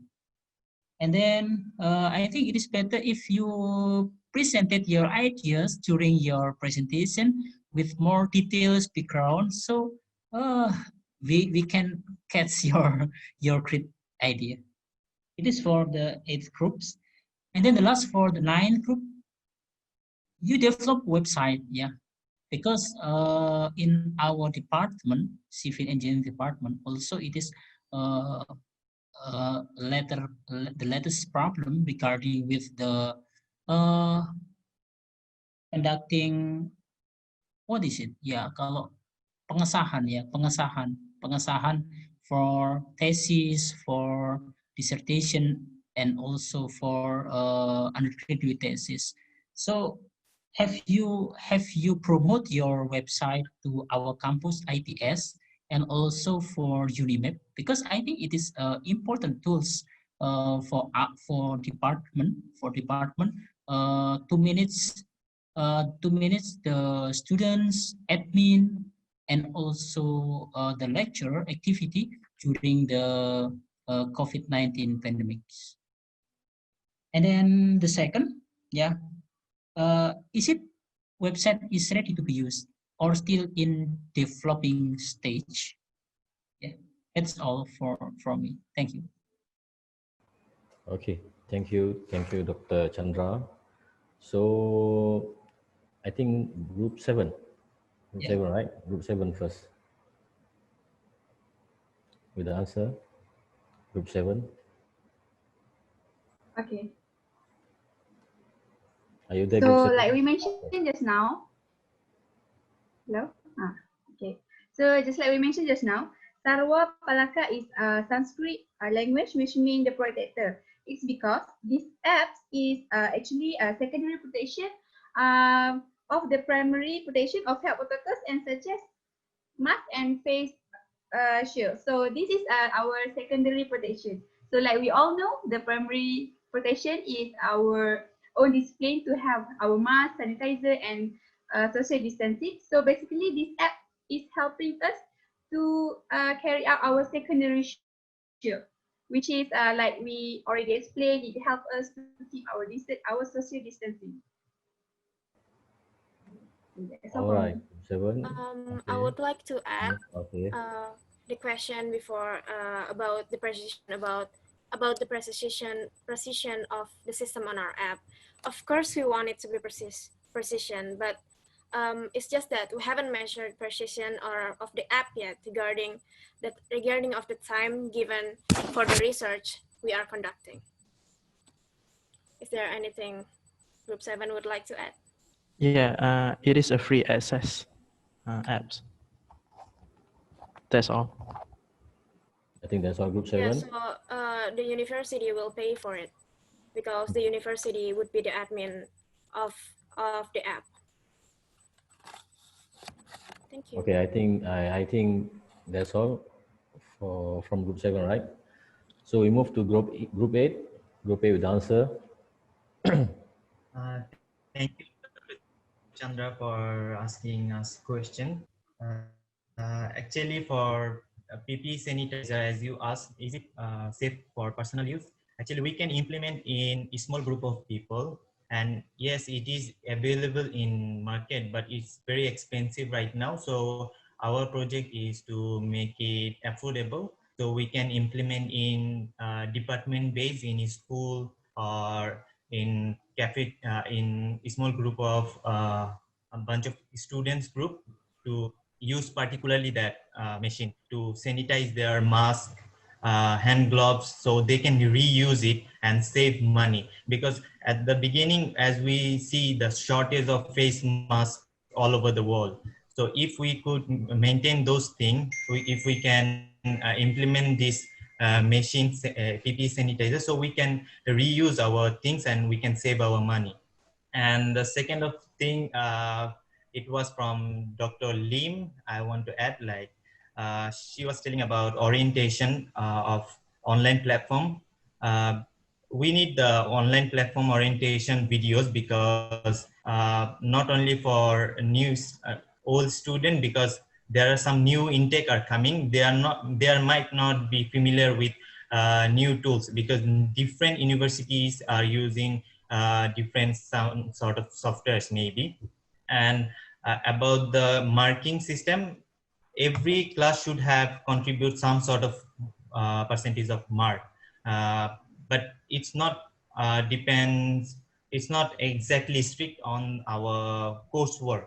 I mean, the marks distribution is not related with our each classes. So right now we are facing new experience online classes. So we could have some sort of percentage of mark distribution in every class, and every lecturer should follow that guideline, because right now it depends on individual. If the lecturer wants to take quizzes or give us mark, then they give. So yeah, it depends on, right now it depends on the lecturer. So if we contribute, if we stick with our mass distribution, so we can make it for every lecturer to follow that rule. Yeah, if anyone wants to add. Yes, I want to add. Actually, our novel Ideas PPE sterilizer is not available in the market, but do you know about the autoclave? It is like our idea, but it is totally different. So our novel idea still in prototype. It is only still check in on the personal protective equipment like Dr. Chandra mentioned before, but it is safe for human. So for the next improvement or our milestone improvement, we will go to check into the human, because electrohydrodynamic is safe for human. You can see like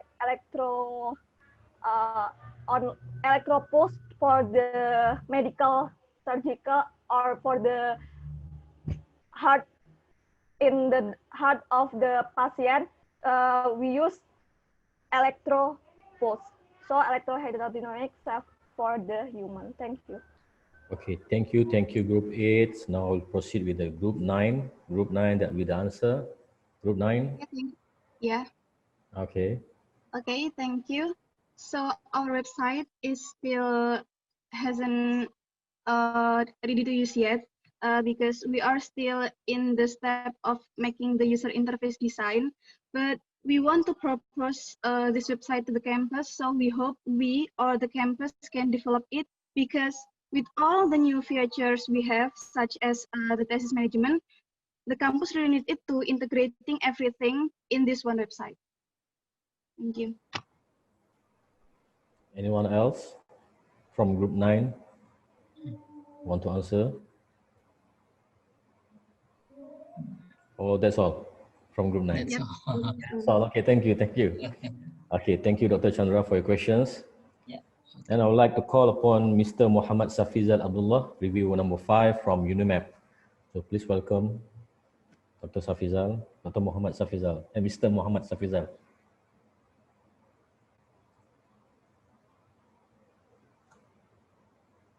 Mr. Muhammad Safizal. Assalamualaikum and very good. It's morning, it's noon already, right? Okay. Okay. Can you hear me? Yes, loud and clear. Okay, Alhamdulillah. All right. Okay. First of all, I would like to say good job to every group, because you know what I can see is what you have presented us today.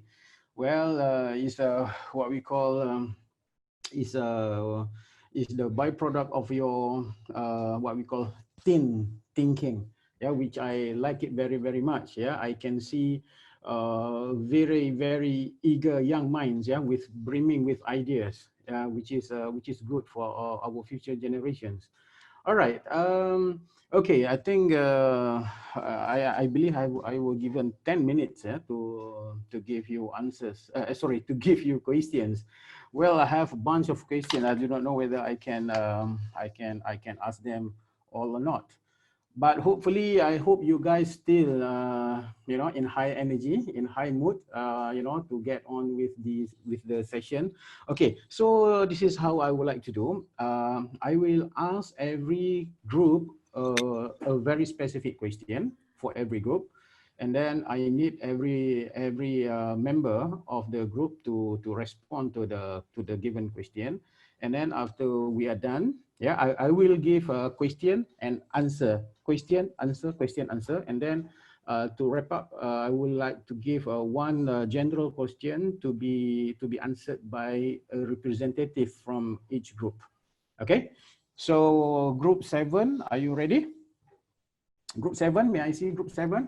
Yes, yes, you are. All right, okay. So group 7, okay. All right, I believe that the first 4 reviewer have drilled you a lot on your ideas, on your project, specific to the specific work on what you have presented. But my approach is, I believe that I want to take a different approach a little bit. I want to ask something that is beyond your project. Something that you can, you know, that I want to see your maturity in answering this question. Okay, all right, are you ready?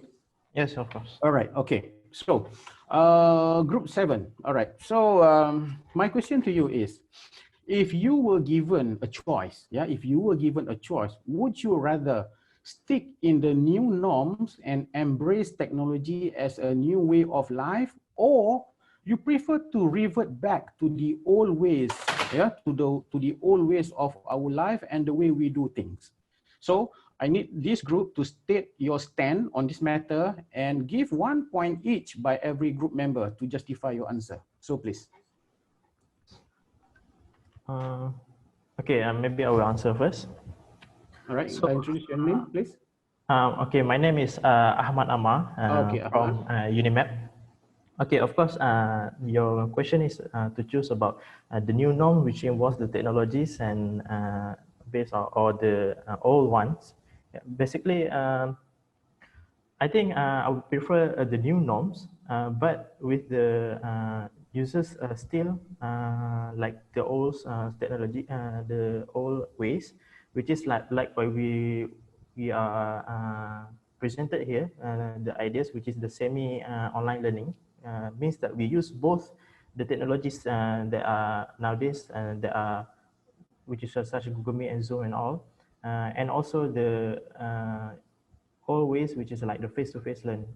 We still need the both of it because the students, we are quite worried about the qualities because a lot of students give their concerns about if using the online technologies today, the qualities are not, the qualities given is not 100%, which is also the same as the face-to-face learning. But that's why I think we can do both, which is a semi-online learning, which is using the technology at the same time and also practicing the always and the same as before. Okay. So it means that you are quite skeptical to embrace technology in entirely yes, at one go.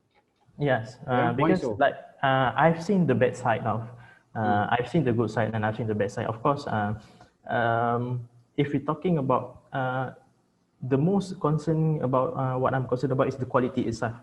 I mean, like if we see that a lot of students they don't pay attention a lot when they are doing online learning.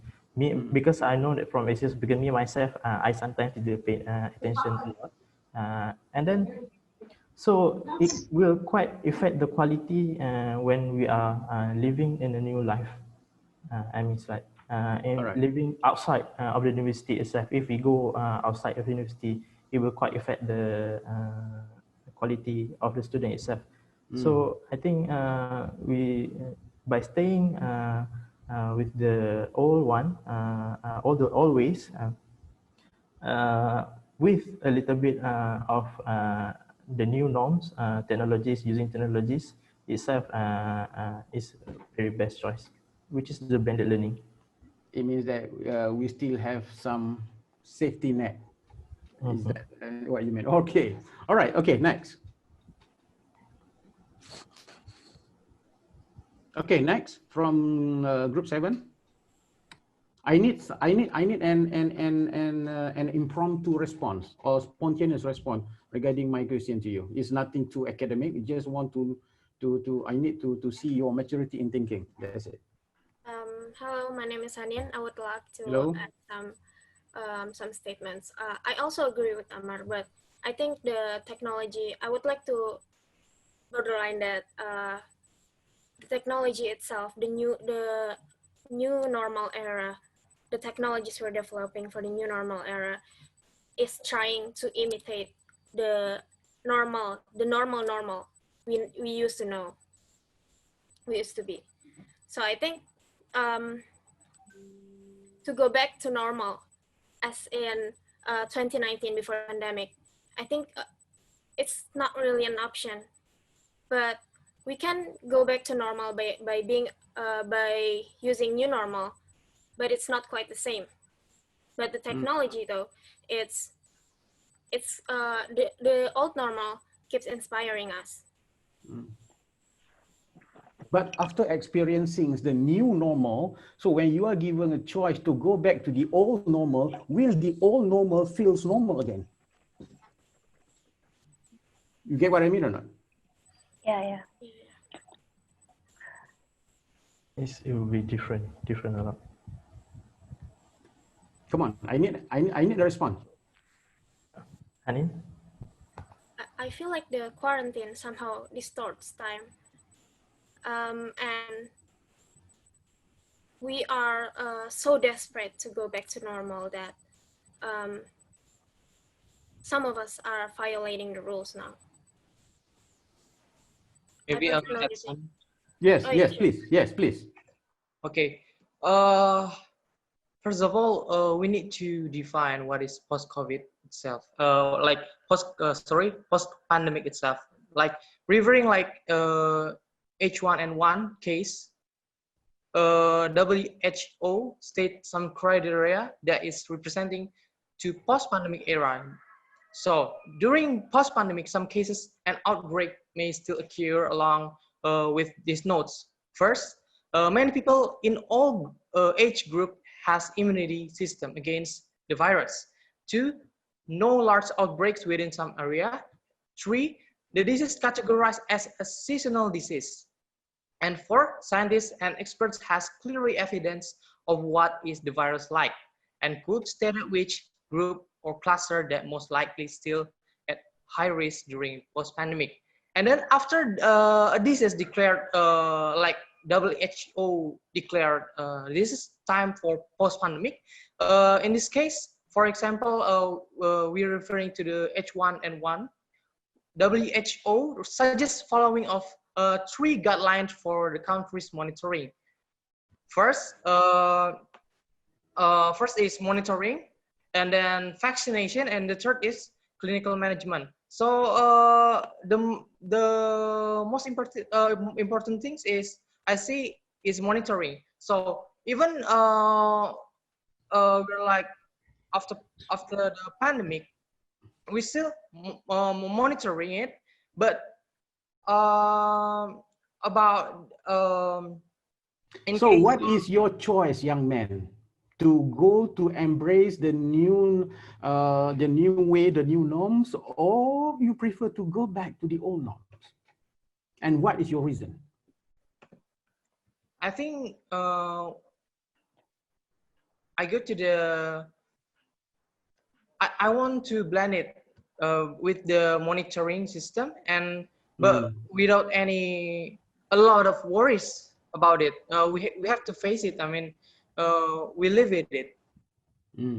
Yeah, change is pain, and change is very uncertain, and to be in uncertain condition is sometimes quite painful, right? Because we are heading into a new direction that, yes? Sorry to interrupt, Mr. Muhammad Safizal, because I think we have 3 more minutes. Oh, 3 more minutes. Okay, all right, okay. Okay, 2 more groups. I think, all right, okay, it's enough with group 7. Okay. So because I think the group members are giving similar, almost the same answers. Yeah. Okay. All right. So I know where they stand. All right. And also we go for group 8. Okay, group 8. All right. So you ready, group 8? So for you, for group 8, okay, for you, okay, you are the new breed of job seekers, yeah, due to the severe effect of pandemic COVID-19, yeah, to the economy nowadays. So businesses and general economy has slowed down. So how the new job seekers like yourself and thousands more outside are going to make a living after your graduation? So please, I need some response from the answer, from the group. Can I answer? Yes, yes, please. Okay, thank you for your question, sir. Yes. So how do we like market ourselves in the current job market? I must say it's very heartbreaking to see graduates not getting a job in corporate companies because they are actually firing people everywhere now due to the current situations.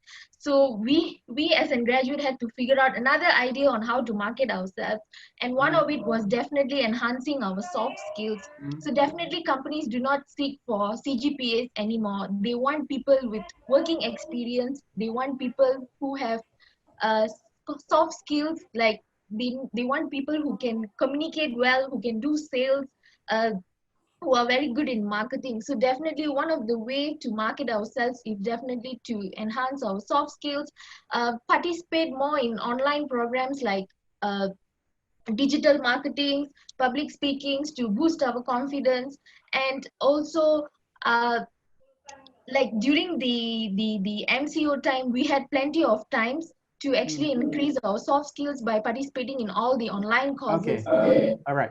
Okay, let's say you have all those things, yeah, all those soft skill qualities and everything, but yet there are no takers. So what will you do to survive? Still become a job seeker or become a job creator?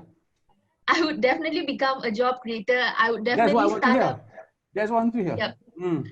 So definitely there's another option is to create my own job, definitely start up my own business. It's difficult because the entrepreneurship, because if you want to start up your own business, you need more money, and you also need people to guide around you, because this job it's not permanent. One day you'll get a lot of sales, and then the another day your sales will automatically drop. So there's no certainty in doing own business, but definitely this is one of the way where we can actually survive. All right, all right. Okay, thank you. Thank you, Ravina, for responding on behalf of your group. Okay, group 9. Okay, group 9, all right, for you. All right, change in all aspects of life seems inevitable during this pandemic COVID-19 period right now. So, but, you know, change is pain, yeah? Even though it is inevitable, but it is pain. Change is pain. And, but it is a reality that we have to face in our life nowadays. So attempts to bring about changes at all levels, be it at individuals, at organizational, at community, or even at national level, they are always hindered by resistance. Okay, so if you are a policymaker, okay, how to overcome this resistance and implement changes? All right, quick answer, quick response from a representative. Sir, I will try to answer the question. Yes, I did. All right, so, about the policymaker, how we adapt in this situation right now, right? Yes. All right. The thing is now, of course, you say change is inevitable. However, it is our choice to adapt it or not. But in this situation, it's like it's forced us to adapt right now. It's not our fault COVID-19 occur in our world right now. But if I am the policy maker, if I want to create a policy, I will create a policy. It's not to drastically change, you know. It's slow and slowly. That's the answer. All right. Okay, gradual change. Gradual change? Can you elaborate the question about the gradual change? No, you say that you will bring about changes slowly, not so dramatically. All right. So this is what we meant by a gradual change. So your answer to my question is bring about a gradual change so that you will not face so much resistance. Yeah. Okay. All right. Okay. So my last question to every group. One, we maybe can start with you, Adil, to represent your group. Okay. My last question to every group. All right. Okay, what is the main silver linings behind all this pandemic COVID-19 fiasco? I think 1 minute for each group, right? Yes, 1 minute for each group. Yeah, each that is my final question. I repeat my question. What is the silver linings behind all this pandemic COVID-19 fiasco from your own perspective? Group 7. I think it teaches that we need to adapt on the changes. I mean, it's like the situation between the cases between Malaysia and Indonesia is quite different, right? The cases, and then it means like the situation is different. So that's why they have like to adapt to the changes of the new life, and the old life to a new, better life. Is it? With the mix of what combined with the technology and the old school way. Okay. All right, thank you. Group 7. Okay, group 8. Thank you, Doctor.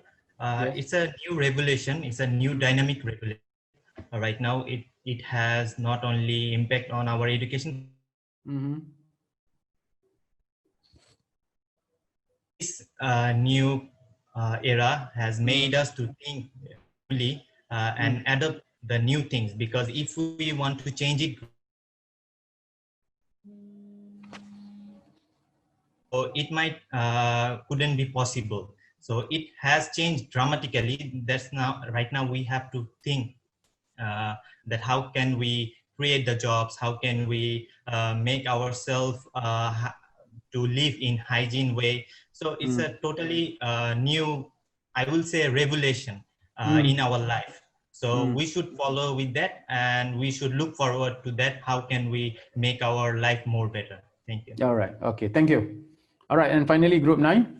All right. The silver lining in this situation is, just like you said, this pandemic can affect us in negative ways. However, to me, it can teach us how to be disciplined, how to take care about our health, how to make sure our hygiene is more take care of, and about the studying, it's more like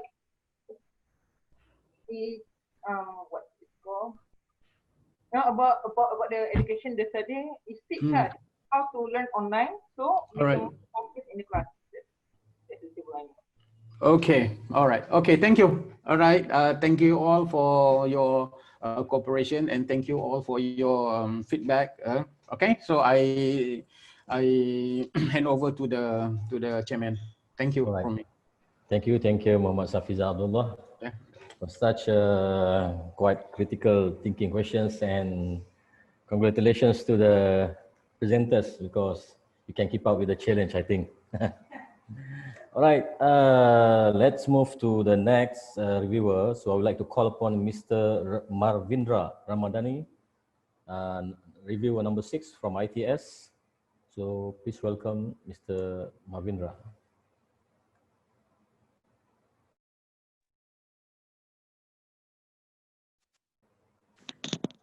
Okay, thank you. Thank you for the opportunity. Check sound. My sound is clear enough.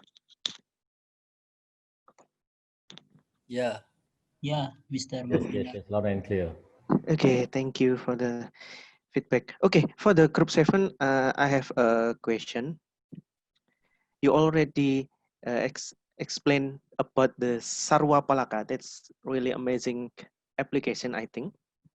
Okay, first is, what do you think about the online class for the next semester? I mean, students prefer online or offline class?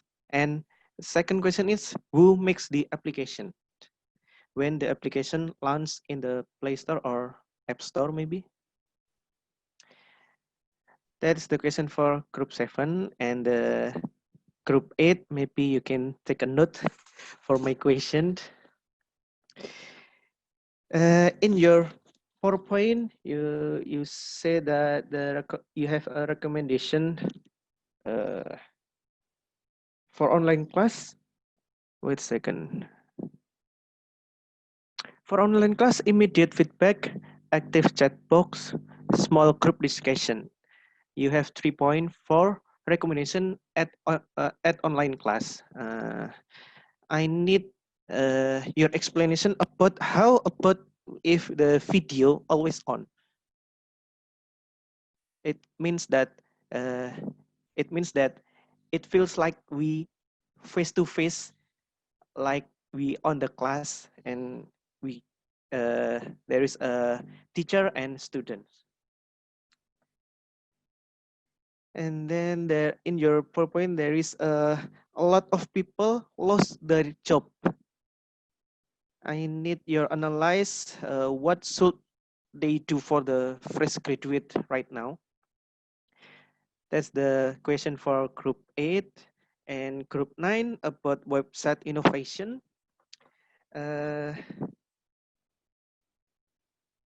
Because the C19 or COVID-19, so we have to make the online class. Okay, wait a second. Okay, you say that hire professional application creator and hire admin. What the qualification for this this job?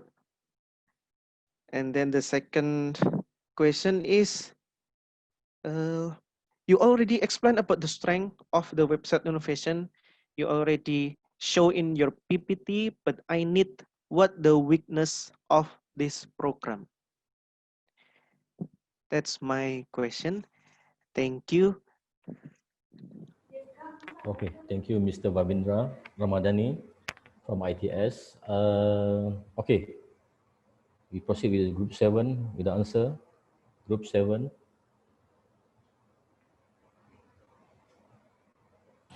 Anyone from group 7?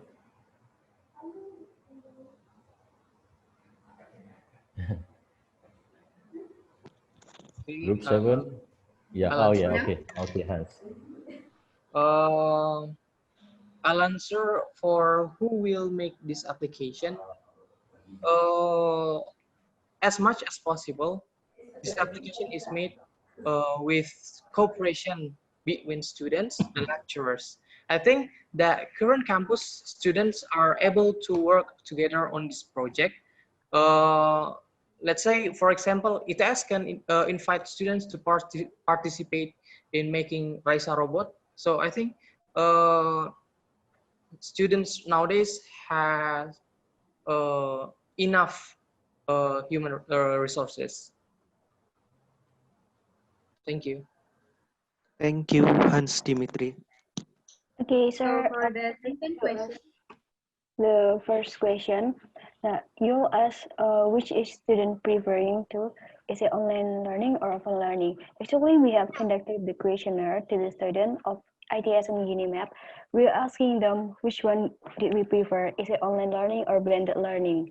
So they actually choosing the blended learning instead of online learning. But it's only a small sample.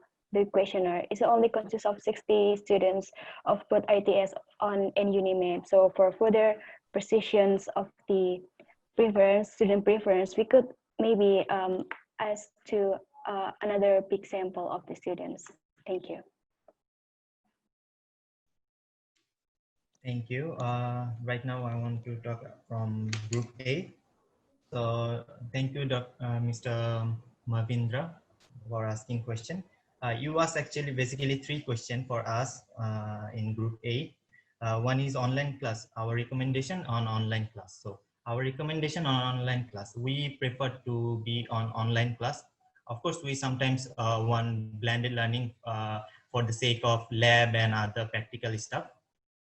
But for online classes, it's very easier for students as well as for lecturer, and it's time saving. But the thing, we have to make it more active, more preferable, that it's working on student, because sometimes we just open the video and we couldn't respond to the class, then it's not that effective. So we are trying to make it effective by using online classes. And the second question is, should we use video on? Yes, we should use video on, and our way of learning should be changed right now, because the traditional way we start our class with some sort of lecture slides, to explain about the things, and then we start. So right now we can take it a bit further. We could prepare ourselves first on reading through the slides and get some idea on those things, and then we could discuss in our classes. We could discuss in our classes on practical basis, like problem statement, and then we try to discuss how we going to solve it, and that's all. So that's how we can interact with students and teacher with each other. And the third question, the situation of the graduates right now. At this point, the situation of the graduates are very frustrating, I have to say, because there are less opportunities open due to this new revelation. I would say revelation instead of new norms, because it's going to happen. If it didn't happen right now, it might be happening in future. So right now we are lucky to have this situation to think about how to create job and how to be independent, and how to serve our nation and make the world better. Yeah, this is the situation graduates should think on, and yeah, they're facing right now a job problem to find out. So I would suggest, me myself haven't graduated yet, but I would suggest don't think about only the job, seeking for job. Just try to try to approach your new ideas and stuck with it. You might be successful. Thank you. If anyone wants to add from my group. Yeah, I want to add. For the first is online class with the open video. I think it's a good idea, but maybe some students with open video, they can do other activities like opening social media or etc. They don't focus to the lecturer. So maybe we can make a new recommendation like active chat box and breakout room in order to make they are more active and they can understand the course. Yeah, that's all.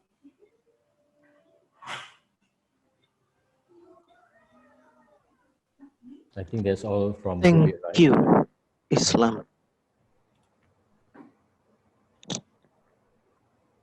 So can we proceed with Group 9? Okay, go to the Group 9. Group 9.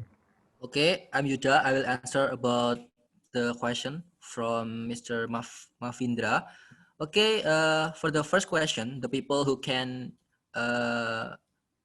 propose to become the admin and application developer is people that have a good knowledge in programming, web development, and also database management. And they give us about the portfolio about the website and program that have been made by herself. And we can also hire a student who is interested to make a website, so we don't need to spend much money. We can also offer it to the student in this final project, so we cannot save much money. And about the second question, about the weakness of this program, the weakness is about the internet, because the student in rural area that don't have a good internet will be hard to access this website. And because it is a new website, so it will have a ton of bugs. And I think it is all. Thank you.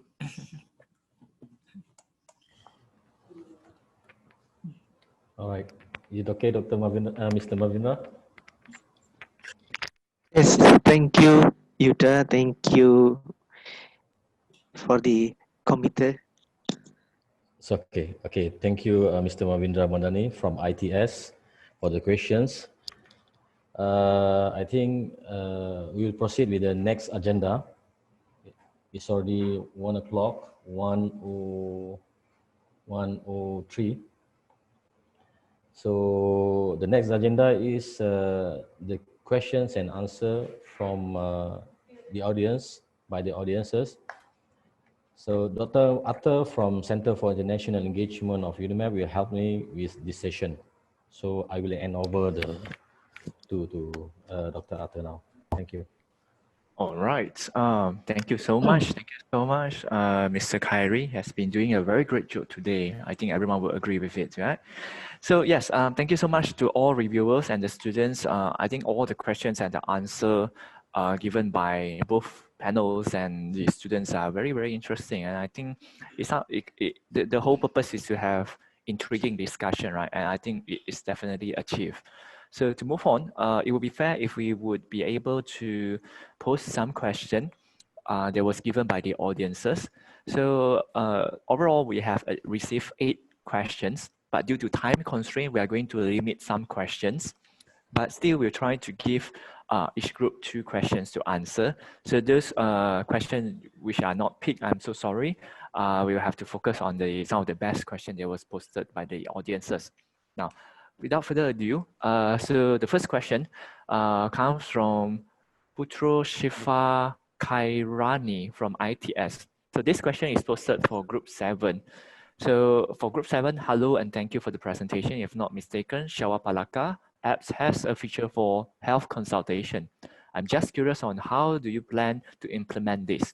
And to what extent is it just for those has minor symptoms, or is it a real-time consultation? Who will respond to the users? Is it doctor or experts?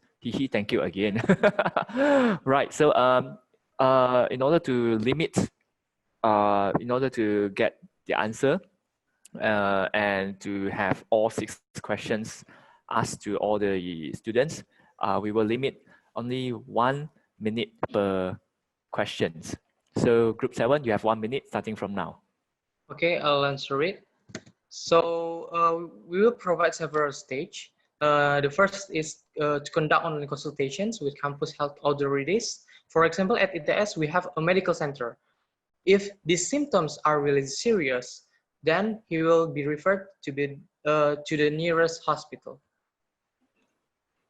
All right. So it will be directed to the hospital, right? So who is going to respond to the user then?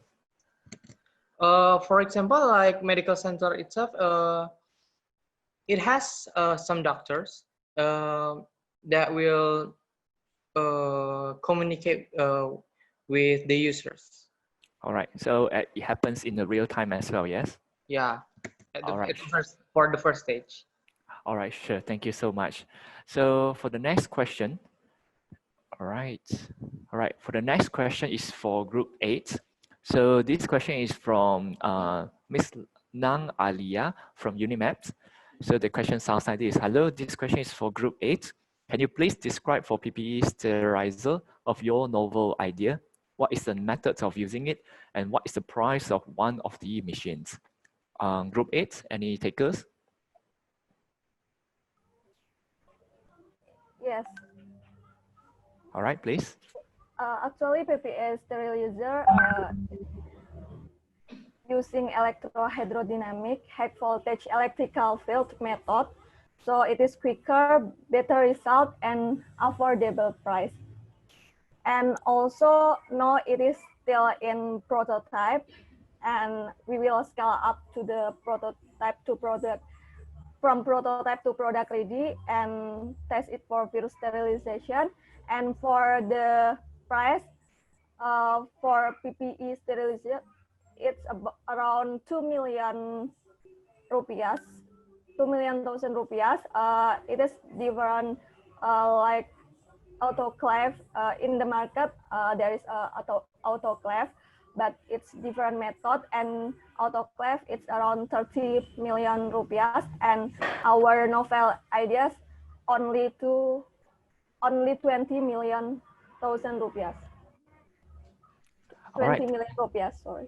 All right, right. Thank you. Thank you so much from group 8. So it will cost 20 million, sorry, 2 million per unit, yes? All right. So next we move on to the next question. The next question comes from Nyoman 3, Sendiana. So this question is for group 9. So the question sounds like this. Thank you very much for all 3 groups for the presentation. I would like to ask group 9, how to encourage lecturers, staff, and students to use the website. What if they are too comfortable with the current situation and are hesitant to switch to a new platform? So any takers from the group 9? Okay, thank you. So the problem we have now is the ineffective way which we have to use this one website and then the other website and then also some personal chat. We want to solve that problem, which will benefit the stakeholder, which is the lecturer, staff, and students. So I think when they know what's the benefit of this website, they will choose this website better than the previous way they used to communicate with each other. We also will provide with guidance book, and then we will also apply the merit dismerit system. Thank you. All right, thank you so much, Group 9. I think it's all about motivation and encouragement that could be provided to the stakeholders, yeah? All right, so thank you so much, Group 9. Now we go back to Group 7. All right, Group 7, get ready, yeah? Now, this next question comes from Pramudia Tiandana Vishnu Gautama from ITS. So the question sounds like, I would like to give question for Group 7. Taro Palakka is using GPS to locate the position of the students. Using GPS, of course, need proper connection and providing access to locate all students precisely. And it needs great capabilities of the server itself. Is there any idea to overcome the limitation like the students' connection and server capabilities? Group 7? Anyone from Group 7?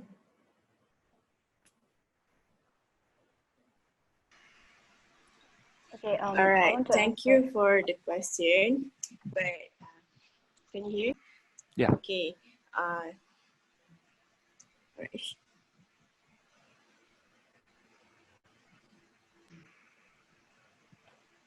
Excuse me, are you still there?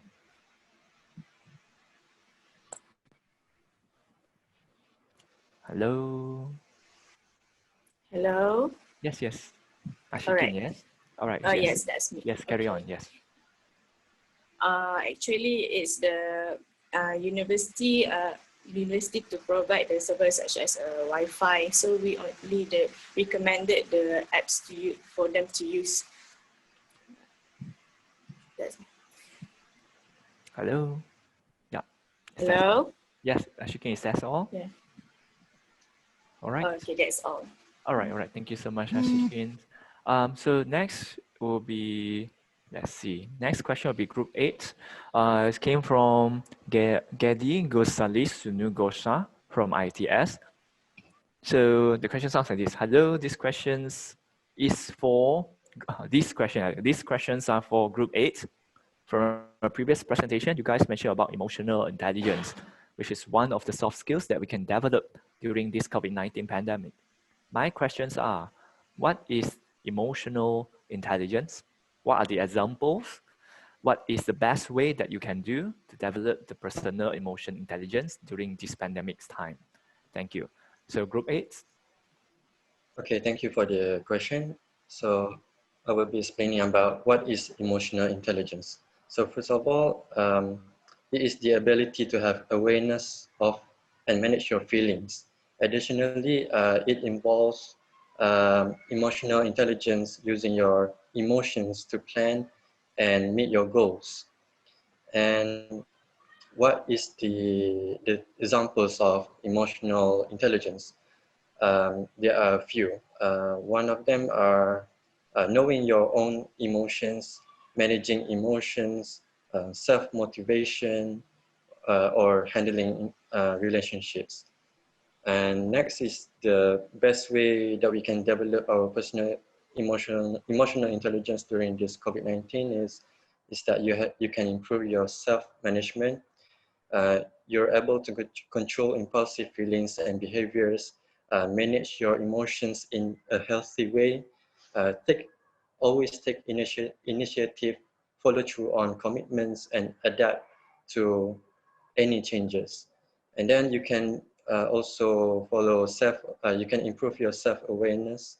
You recognize your own emotions and how they affect your thoughts and behavior, you know, your strengths and weaknesses, and you can improve yourself.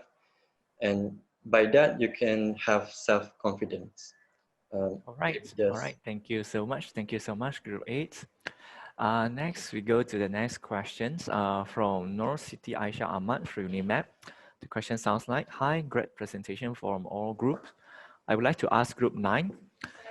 I would like to ask Ideal Hanafi, as he mentioned about policy. Can I ask about the consequences if I don't follow the policy? Thanks. So this question is specifically directed to Ideal Hanafi from Group 9. So Ideal Hanafi, Group 9. Yes, thank you. Right, the mic is yours. All right. For Siti Aisha Ahmad. All right. Before I answer the question, I would like to share you one example that relates to the answer. You know, before this, Malaysia almost have third wave of the COVID-19 because of the cluster Sibaganga. You know, it is about they don't follow the policy. They do not follow the standard of procedure. They open their restaurant while during the MCO or something like that. So that's why just what I want to say is, if you don't follow the policy, it will affect not just one individual, but affect one country. That's why now Malaysia we have almost have third wave because they do not follow the policy. Thank you. All right, thank you so much, Ideal Hanafi, for the quick and very precise questions.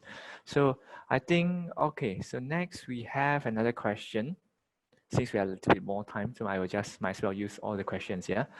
So yes, next question comes from Nadila Ayu Noyanti ITS. This question sounds like, hello, this question is for Group 8.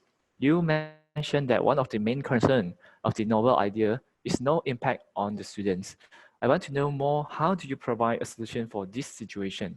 I mean, that what students must do to be able to have a good capacity even though the learning is carried out online. Thank you. Any takers from Group 8? Yeah, so Yep. I'll answer the question. Yes. So one of the main concerns is there was no impact for students. So to overcome this, definitely we find it that we need to encourage more accountability. Maybe for the online learning app, we can actually schedule or send automated emails for those who has not logged in for quite some time, and also for those who have not completed their assignment or who has submitted late their assignments. And also encourage more mixed of content delivery methods, like lecturers by conducting not only lectures, they can actually be a storyteller as well, involve more case studies related to the topics so that students will understand better about the topics and also provide real life solutions. That's all. Thank you. All right. Thank you so much, Ravina, right? Yes, thank you so much, Ravina, for your answers. I think next will be the last question, last but not least, as you can see very long here. Again, it's from Pramudia Tanda Vishnu Gautama from ITS. So this question is for Group 9.